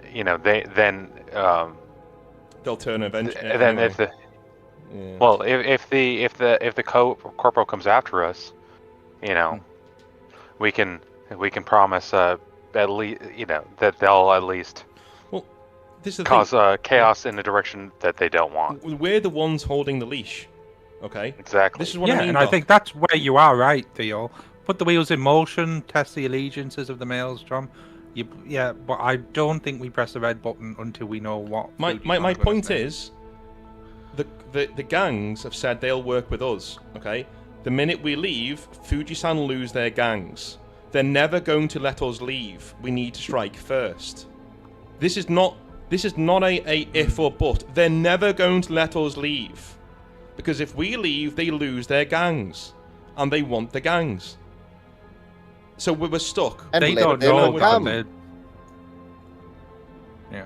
At least then we have a good reason to say, well, this is why we attacked. You can't shoot someone in the head and then tell the cops, well, they were going to kill me. You live in Night City. Of course you can. That's the whole point of owning a gun. That's what the amendments Slink, are for. I am detecting elevated heart rates in the other room. Is everything okay? I'm gonna kind of mute the phone to like my side of the connection, and just tell Aura. Can you keep tabs on? I know you've got some just general feelers out. Keep tabs on what the Fujisan's up to as best you can. I will do a library search of public records immediately. Just we want to make Doc is- sure that we have that we have as much information as possible with what we're doing. Doc is going to slump in the chair and start pouring himself a whiskey and How about this? just shake his head and How about start this? drinking. Okay, we set things in motion for the bozos and the Maelstrom to turn on Fujisan, so they know what our intentions are, right? We set that up. We hand them over to Fujisan and say, yeah, where do you want them to send? It's now or never. We can't keep in control of them anymore. Let's do it, right? When that happens, I'm telling you now, they're never going to let us leave. And I don't understand where this comes from, where people are saying, well, your reputation is going to be soiled. With who? With Corpse, we don't want to work for anyway. Do you think fixers are going to be happy Yes. to know that our last contract... Fixers are the we ones robbing the basically- corpse. but- Yes. Fixers are Yeah, the but ones they have no robbing the guarantee corpse. that it's... They might be happy that it happened to a corp, but they're going to have no guarantee that it's not going to happen to them. I still think... Okay, so either we keep our reputation and die. This is what's happening. Either we keep our reputation and die. We're not going to die. Dude, I'm serious. Like if we... They're never going to let us go. Because if they lose us, they lose the gangs. That's it. It's done. We are now owned by Fujisan. This is why I didn't... This is why I came The to... jacket's coming off. This is why I came in the first place, to say, we shouldn't be doing this. Like, we when I spoke to Rogue, she tried to dissuade me from doing it, and I came to you guys to say, let's not go to the Bozo, let's call her off, let's leave. And you all wanted to do it. And I said at the time, this means you wanted to do it. You're the guy when the contract was on the table. No. Yeah, I when the contract was on the table, you were the guy that said, hey, we need to do this, convincing us we need to sort it. Then halfway through, you get cold feet because you had a heart-to-heart with some famous mercenary your dad knows. And then suddenly you're trying to talk us out of it. We're the ones that stuck with the job and made sure that it got done. Yeah. Well, here's the thing. At the time, I said it last time, at the time, working for Fuji-san Corp was the right thing to do. At the time. To make more money, to get a foot in the door. Now we don't need them. Now, the tactical decision is to walk away and make sure they can't follow you. They'll be too busy dealing with the Maelstrom and the Bozos to worry where the hell we are. That's my point. We can't... Even with no smoke screen, even if we somehow managed to sneak away and they got what they wanted, do you know what Fuji-san have then? 2 united gangs they can send after us. You know, I'd rather take away their toys. They have. Yeah, that's what they think they have. But I think I do think for that we need to be prepared to cut and run. I do think we need to set ourselves up with an exit strategy, and I want to. You know, I don't want to wait and see what they're going to do to be ready to cut and run. I don't, like, the gangs aren't going to move against us on behalf of Fuji-san. That's just not who they are. No. So I think we definitely get ready to cut and run, and but I don't think we make any, noticeable moves until we're ready for that. How about this, right? I tell Fuji-san we're ready to go. Right, we got him, we're fine, we're ready to go. I've already texted them saying it's done, but I need them to tell me. I will tell them, listen, things are getting out of control here. These are the Bozos and Maelstrom you're talking about. You can't keep on the leash forever. We need to do this now. Okay? If we sniff a rat, we get Slink or Aura to find out where the offices and holdings of Fuji-san are in Night City. If we sniff a rat, we start the operation, we send the Bozos and the Maelstrom to those places, kick them in the balls, blow this place and run. If we think they're above board, we do what they say and we still run. How's that? If we think somehow they're not going to turn on us and try and keep us around on retainer forever, if somehow we think that's not going to happen, then we can give them the gangs, send them exactly where Fuji-san want them to be, and then just skulk away into the night. We'll try.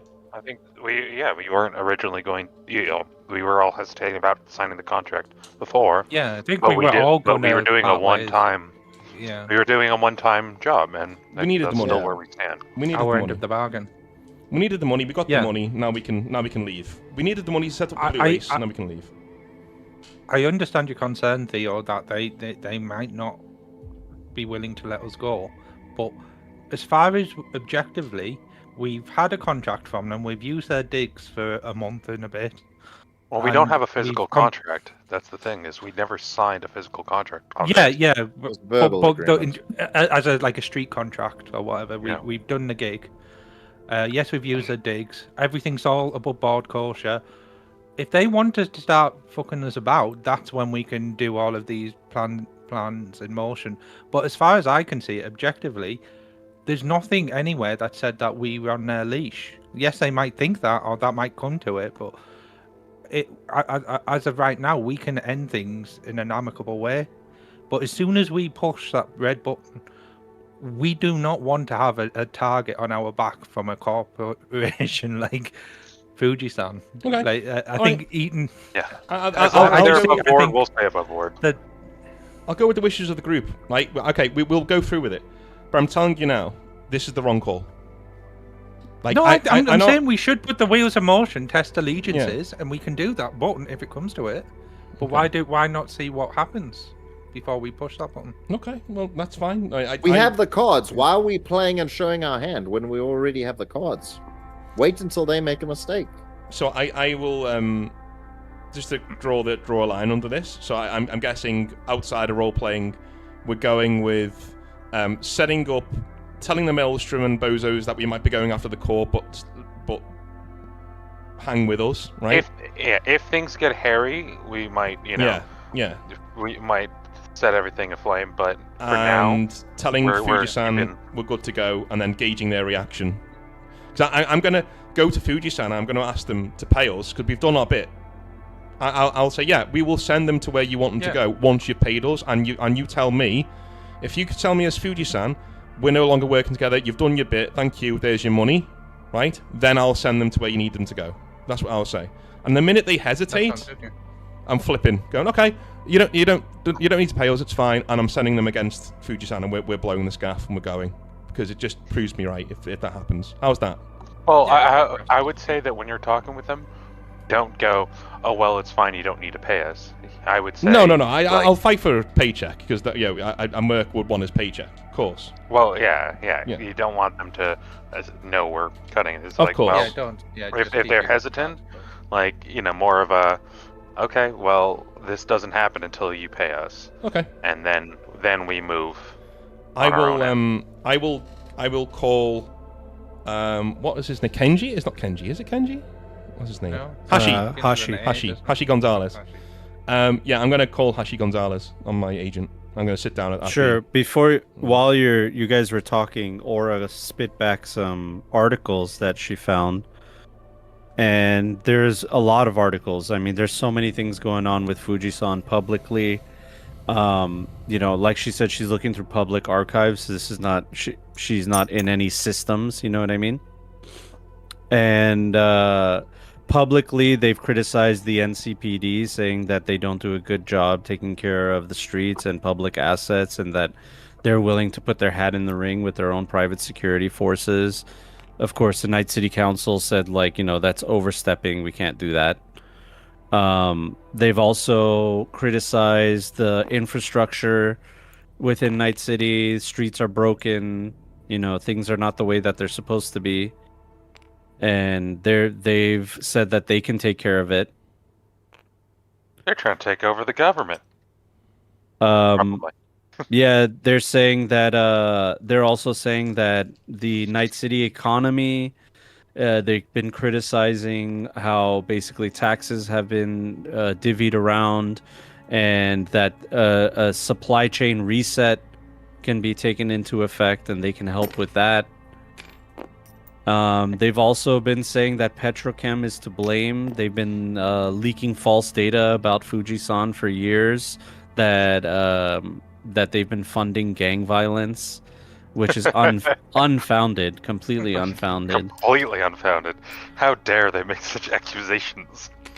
They're saying actually that Petrochem is to blame for a major leak that happened outside of the Night City harbor, and they still haven't, paid up for that. They haven't paid the reparations, and that Sovoil is working with gangs such as the Tiger Claws and the Metal Vultures and even the Bozos to try to get some control within the city and spin up some so their assets can be used instead of any of the other corporations.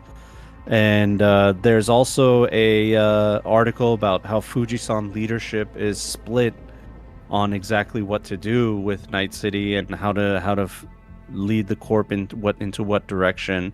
Some want to keep it more traditional and keep it economical. Others want to branch out into more military assets or drugs.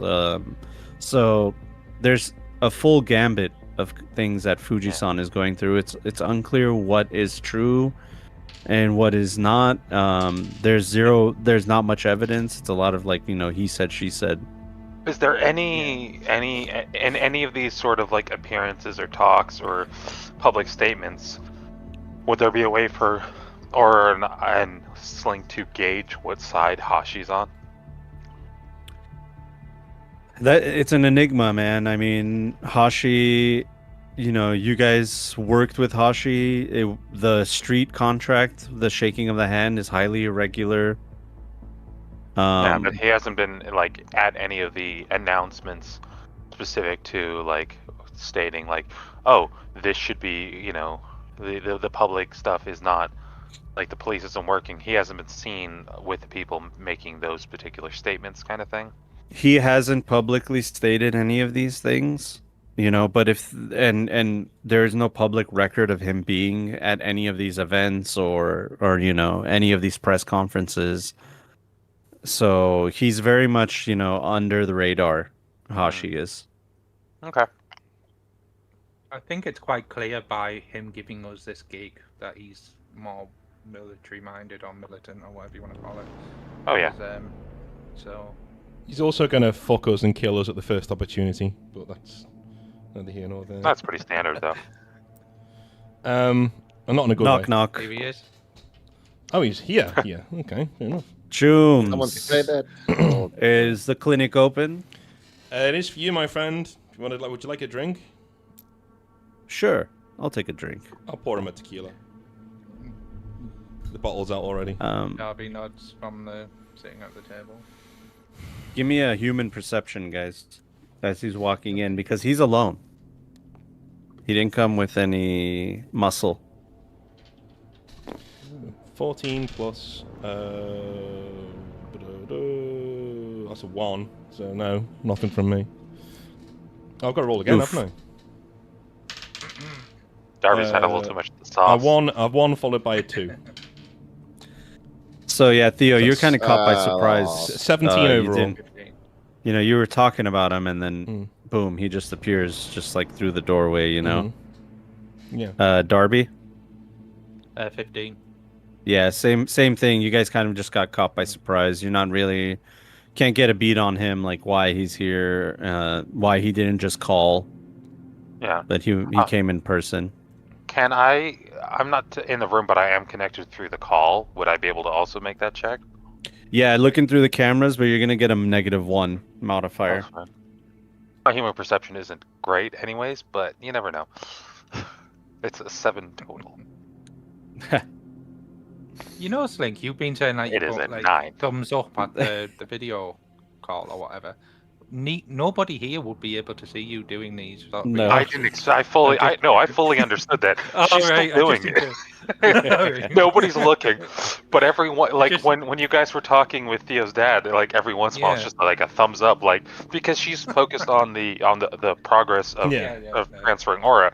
It was just completely out of it until we started talking like serious stuff. All right. This is like finally paying attention. So with I sit back and I try and mask my surprise. I say, Yeah, Doc, what did you roll? I rolled She's another off. 2. Total 11. My perception is good when I'm not drinking. Gotcha. Yeah, so unfortunately, you guys are caught by surprise. Yeah. He expertly just walked in on you guys right here. I say, I was So about to he call didn't you, actually yeah. knock on the door. He just appeared and said, knock, knock. Yeah. Well, it's his After building. all the years saying. Oh. So it's his building. So I'm gonna say, I was about to call you. Just the man I wanted to see. Oh no, please, Theo. You're the man I wanted to see. All of you. I just want to let you all know that we're thoroughly impressed. I'm thoroughly impressed with what you got done. But if I can be honest with you, I saw something in you, and I told you that you could get this done, and I wasn't wrong, was I? You very rarely are. I appreciate that compliment. Well, just to let you know, and he pulls out his agent and he presses a button. Money's been wired. You should all be a little richer than you were yesterday. 2,500 is what I was able to get out of it, talking to my higher-ups. They didn't think that you could get it done, and they were really upset about me not having you sign a contract. Very upset about that. But of course, they're short-minded. Is that 2,500 each, GM, or is that 2,500 between? That is, 2,500 each. And how much Oh, did we damn. get for the blue lace? We'll part it 4 ways. Oh, after that's this, like, but, I think it's same amount as you got. What was it last time? 30 grand, 40 grand, I something think like that? it was 30. 40 grand. Was it 40 Or grand? 40. Oh yeah, it was 40 40 because I've were got under 41. the- Yeah. Yeah, yeah. Yeah, so I thought we agreed that Slink and Darby weren't getting a cut of that until. No, with the first one, you weren't getting a cut. The The second first one, we didn't get a cut of. you were Oh, going but there's to. a second cut. Yeah, I mean, if they still don't want a cut of the second If one, you know. refuse, No, Dom's no, not I gonna mean say free no, money. no I'll more take it. money. I gave you both an out, but yeah, I'll take free money. So 40. So yeah, We're so involved at this point. so comparatively, Fujisan's giving you chump change compared to what Yes. you guys are making with Blue Lace. It's 2,500. So what was the combined total that we need to add to our tally?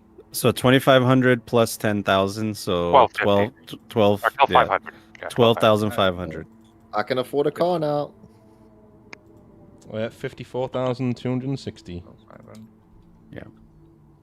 Yeah, I'm not impressed by this the money. I will say that. So I think I'm leaning towards burning this guy's fucking entire life to the. It Yeah, was a lot more he's impressive 3 sessions ago, guys. How's that burning it down looking now, fellas? Looking. Hashi is going to do a human perception to look at you guys because he just gave you a bonus, Yeah, we're not impressed. and he Because it was $2,000 a person each. Before. Yeah, I'm trying to mask it, but I'm not impressed. I'm sorry. I don't know if it's just me, Chooms, but it looks to me like you are not impressed with the bonus that I was able to get for you guys. It does seem you have to. Okay, you have to forgive us. It's a little bit light For what we did. considering we're the only people ever to have got bozos to actually do anything of any sort of sensible. We did something unprecedented that yeah. that no merc in this city could have done. You got A1 service from A1 mercs, and this is like when we first started in this game, relatively, okay, it was only like a year ago, we were getting paid this amount of money, yes, around 2,500 eddies per job. This is what we've just done for you is bringing down the Crystal Palace kind of stuff, and I'm willing to take the 2,500 and stay in your good graces. That'd be fine.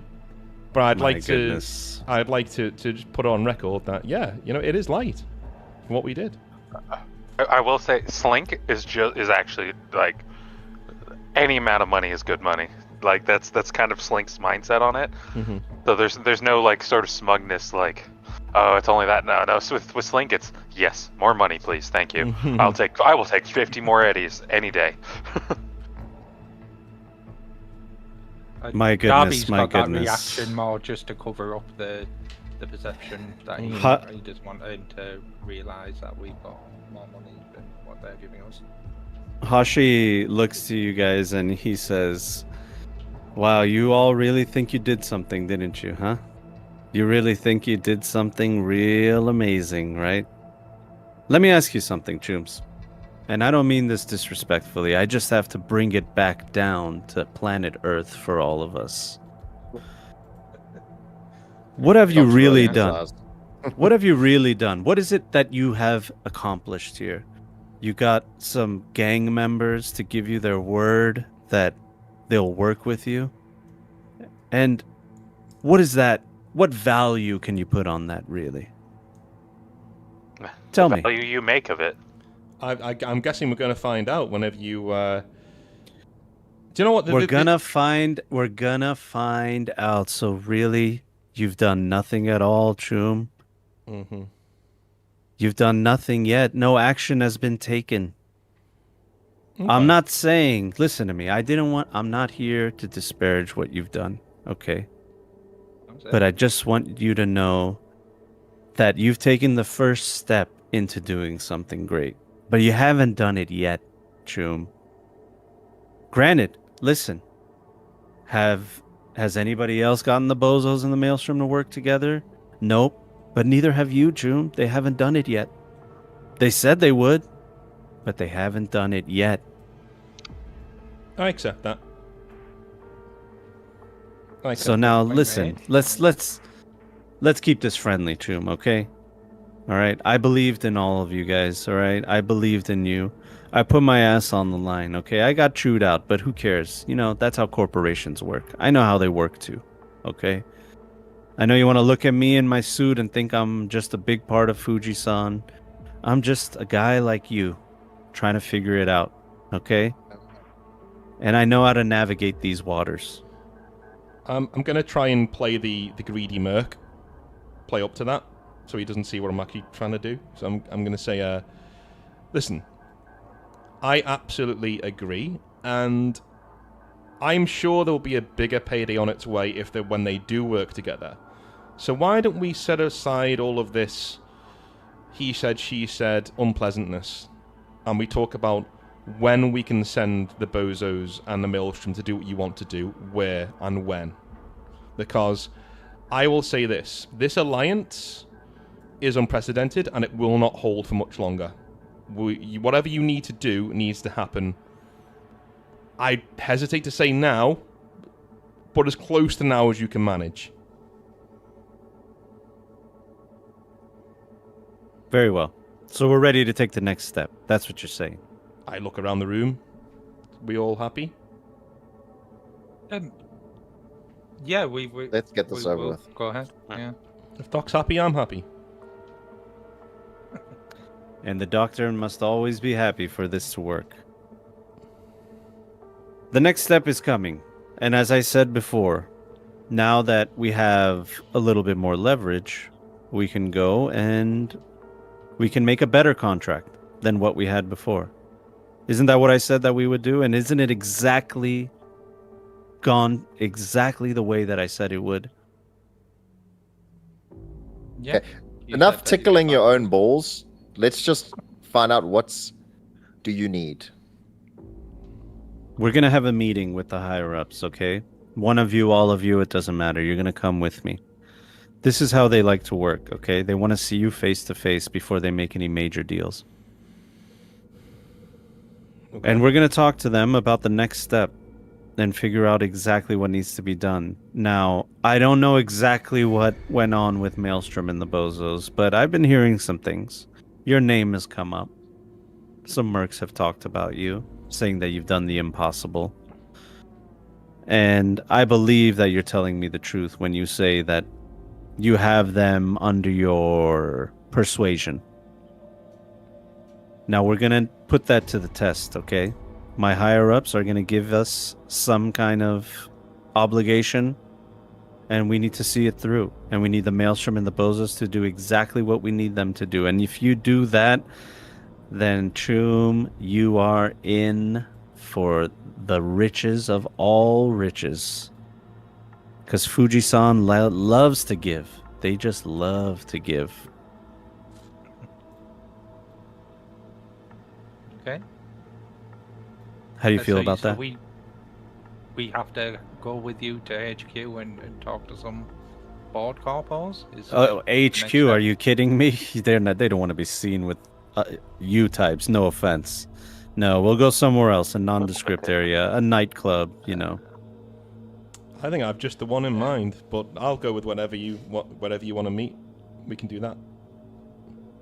There's a time and place, we'll figure it out, but we all need to be on the same page here. Now listen, I know you think I work for Fuji-san, but I'm no better than you in their eyes, alright? They don't like looking down, they only like looking up. That's how corporations work. Anybody below them might as well be trash. Oh. So you and I, we're in the same place.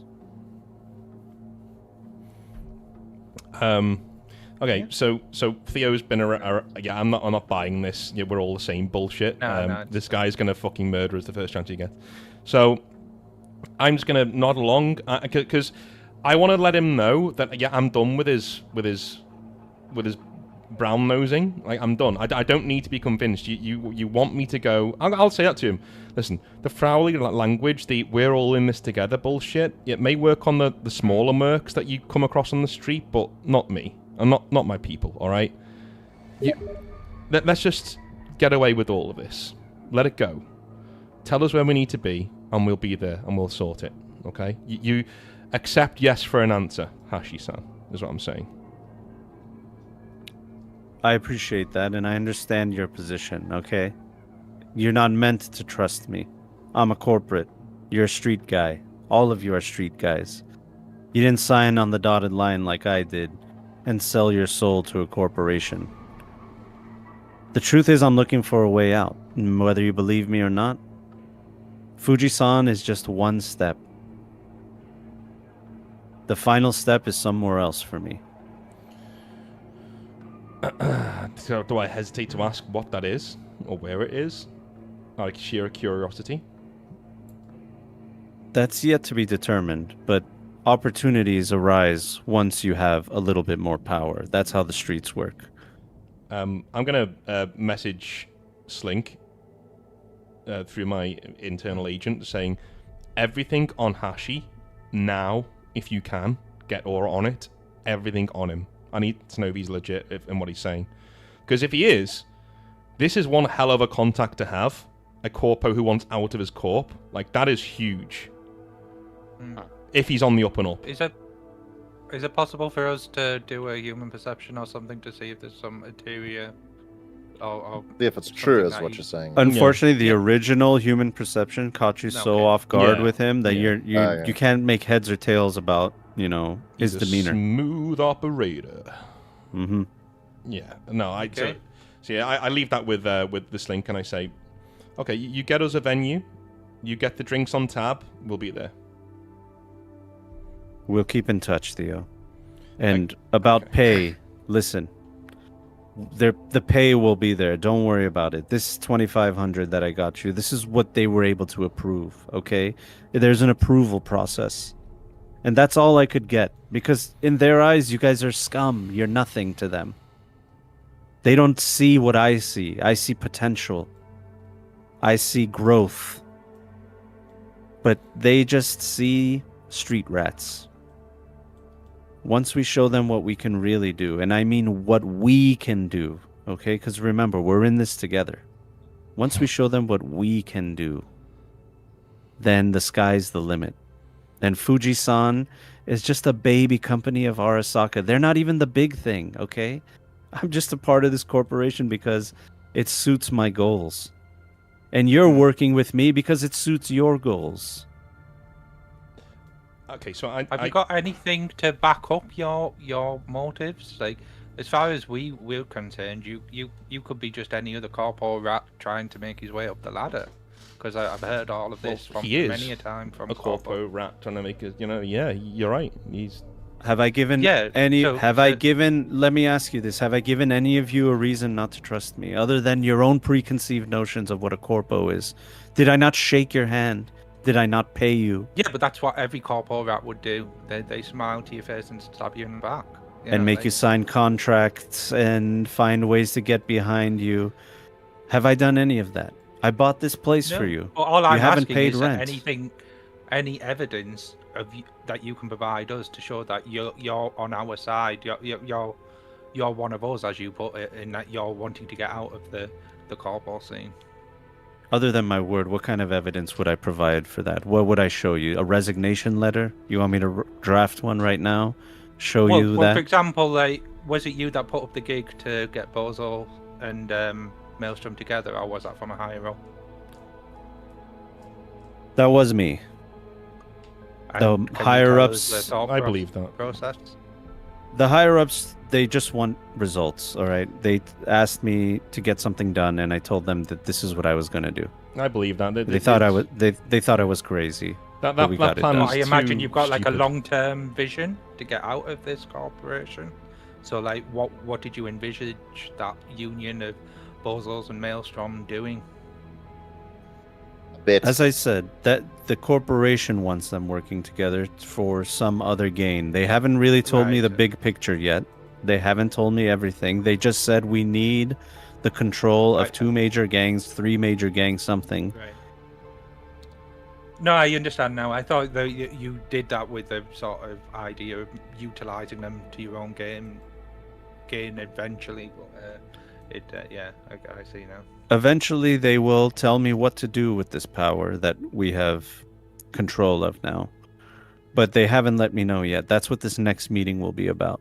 It will be about talking about terms because, let's face it, you guys have what they need. Yeah. No, I get that. I'm on board. Now, Anything there's else? one last thing that I need to say. And this is very important. if you do decide to continue to work with Fuji-san, and this is not even me, this is not coming from me. If you do decide to continue working with Fuji-san, you have to be exclusive. From now on, you can't be working for anybody but them. Not even yourself. Whatever ventures you thought that you were going to have outside of the corporation, they're not going to allow it. You're getting too close now. At this point, you'll be a liability if you're working with any other corporation, with any other fixer, with any other... you can't even have a coffee shop because it'll be a liability for them.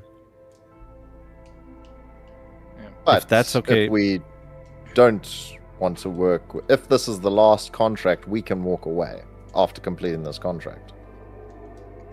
That's only if we want to continue working with them, correct? You see his demeanor change for a second when you say walk away, and he says, "No, but of course you can always walk away." It's all the evidence I need. So yeah, we're blowing it. It's burning the whole thing down. I give Doc a pointed look, like, see, and then I just go back to to say that. Yeah, well, here we go. Like it's there in the flesh. You know, Spring Chicken, Hashi. I'm sure you're quite aware that we got our dealings in many things other than Fuji-san, and I'm sure you are quite aware that it wouldn't be the easiest or even the thing that we're likely to do to close off all of them ties.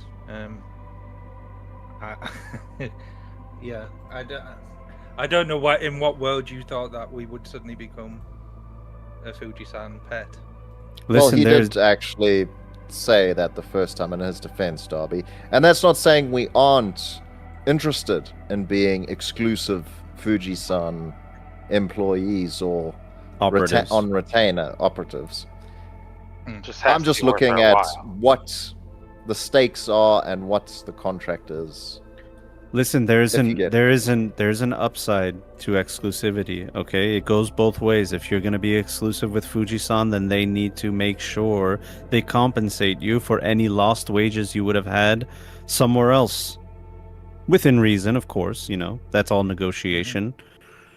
But the more of an asset you are for Fuji-san, the more inclined they are to make sure that you're happy. So whatever ventures you have outside of whatever they're doing, maybe you can cut them in. Maybe you can let them know about these ventures. You're working with another fixer, let them know who that fixer is, and they'll let you know what they want from the fixer. Didn't you just say before we couldn't work with other fixers and do anything that we wanted to do if we were with Fuji-san? You can't be a liability. But if you cut them in and they're going to make a little scratch and you're going to scratch their back working with another fixer. I understand. Yeah. Then your goals are aligned. They want a part of whatever we're involved in. I know, again, I'll send everybody a message for later on just saying any fixer who would pay us more than rubbing two eddies together is not going to work with anybody who is this attached to a corp. You're not getting jobs from people like Rogue if you're working this closely with Fuji-san, because they know that Fuji-san's going to want something from them. So essentially, this is all flowery language. This is all this is. This is him just trying to sweeten the deal, make it look good, but this is a golden leash, and it will be so not worth it to work with other fixers that we just won't, and that's what they're banking on. So, it's not getting through to me. I'm sorry, I'm not really. So I'll leave that message. Well, the exclusivity is sounding very appealing. Yeah, and it sounds great. We'll definitely discuss that. Yeah. We'll keep in touch, James. Or originally, Hashi, I was very reticent about. Because I'm a merc, that's how I make my money. But if you're saying that I can still work for other fixers as long as we cut you guys in, that's something I could look into. I'm glad to hear it, Chum. I'm glad to hear it. Now that we have an understanding, I will take my leave. I wish you the best. Enjoy this building. It's still yours, as long as you're working with us. And remember, I'm on your side. And he waves and walks off and Thank walks you, out of the Hashi. building. I immediately said to the others, should we take him, kid, now? As he's walking out the building. No need. Just saying, if you want to make action. Well, That would be silly. Let's not Okay. do that. Yeah, let's not. Yeah. Well, no, you Oh. got your bargaining chip, isn't it? Yeah, You're but the he, one he that's just talking about told burning us. the fucking No, building dude, he down. just told us he's fucking nothing to them. So what would that do? He's- It just Yeah. like He's just telling. You can tell us whatever he wants, though, couldn't he? He's trying to get us to slip, I think. When I he was mean, doing that. You can test that assumption at your No. first convenience. Well, as I wouldn't be Card doing would it. say. Well, if you want to do it, Uh, Darby, you Running go down ahead. the hallway, You go ahead, Darby, if you want to do it, but I'm not going to be helping. rugby tackles Hashi in the back, Well- and then start dragging him back. I will sit down and grab the tequila bottle and just drink from it and go, told you. And then I just start chugging from it. And Make sure Slink, we're all you on the hear same page. upload complete, Hey. and you see the body, the automaton body, start to move. Takes 1 step, 2 steps, and it looks at you and it says, "Slink, I have a body." yes, you do. And you see Aura just like opening and closing her fingers, and you hear the whirring of the servos as she does that. And you can hear the cooling of the CPU going on inside of her as all of the components are coming on. This is a strange feeling to be able to interact with my environment. Yes, I'm sure it is. Just be mindful. Now your actions are going to have a little more direct consequences. I will keep that in mind, Slink. Thank you for helping me. Return the favor. Help take care of us. And the camera zooms out as all of you are just contemplating exactly what just happened right now. And outside of the Bleeding Heart Clinic, an NCPD vehicle pulls up, and out comes... did I put him away? Where is he? Sorry, 1 sec.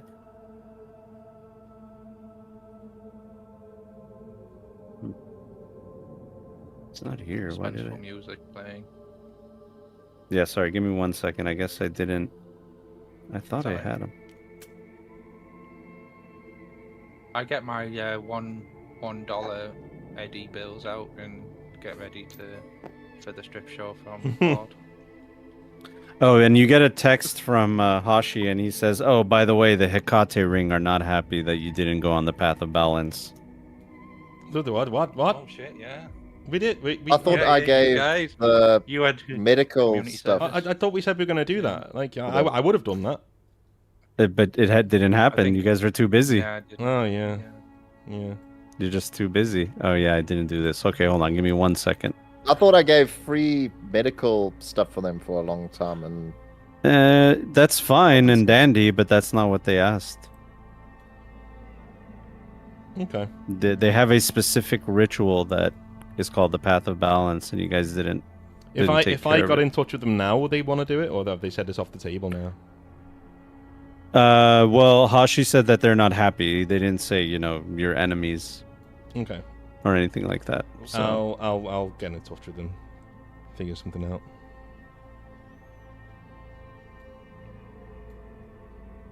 all right, hold on 1 that second. one when you're looking for that one mini, and you can't find it. Yeah, I found him. I got him. I just have to Generate write He's it gonna get down. the wrong one, and it just in walks Danny DeVito. Mhm. No, not him. Danny DeVito is always the right mini. Yep, Yeah, exactly. Yeah. Literally. Yeah, so outside of the van, comes out a grizzled Night City police officer, taking the last bite of his donut as he's drinking some coffee. And he's looking over the Bleeding Heart Clinic, just looking up at it, looking it up and down, nods his head, gets back into his vehicle, says some words onto the radio, closes the door, and drives off. Well, we don't have any drugs left. And that's where we're going to be ending season 1 of Cyberpunk 2087, ladies and gentlemen. Join us done, next guys. week Well done. for a recap. John, well done. Well done, John. course. Yeah, thank you very much. Yes. Awesome. You guys, this was an amazing experience, guys. This is awesome. Like, And there's so much more to do. So much more to do. like we started in summer. Now it's like it's cold now. There you go. Like, we're Yeah, actually, yeah. all the way through it. New season, baby. Season Yeah. to season. Yep. Absolutely, absolutely. So yeah, I guessing we're gonna go and figure out what season. Well, John's gonna go and figure out what season 2 is gonna be entailing. Yeah. Yeah. Um, We're gonna. I'll deal with all that. We'll hashy it out. Yep. And next week or whenever we can meet up next, let's just do like a little podcast thing where we Yeah. have all the notes of everything that's gone down, and we'll go over player, how you think your characters have evolved, how the season went. We'll go from session to session talking about it, and have a nice little recap of the season 1. That sounds good. Sounds like good. fun. It sounds good. Yeah, All right, sounds good. Yeah. dudes. We will Thanks, see you everyone. later on stream. Bye.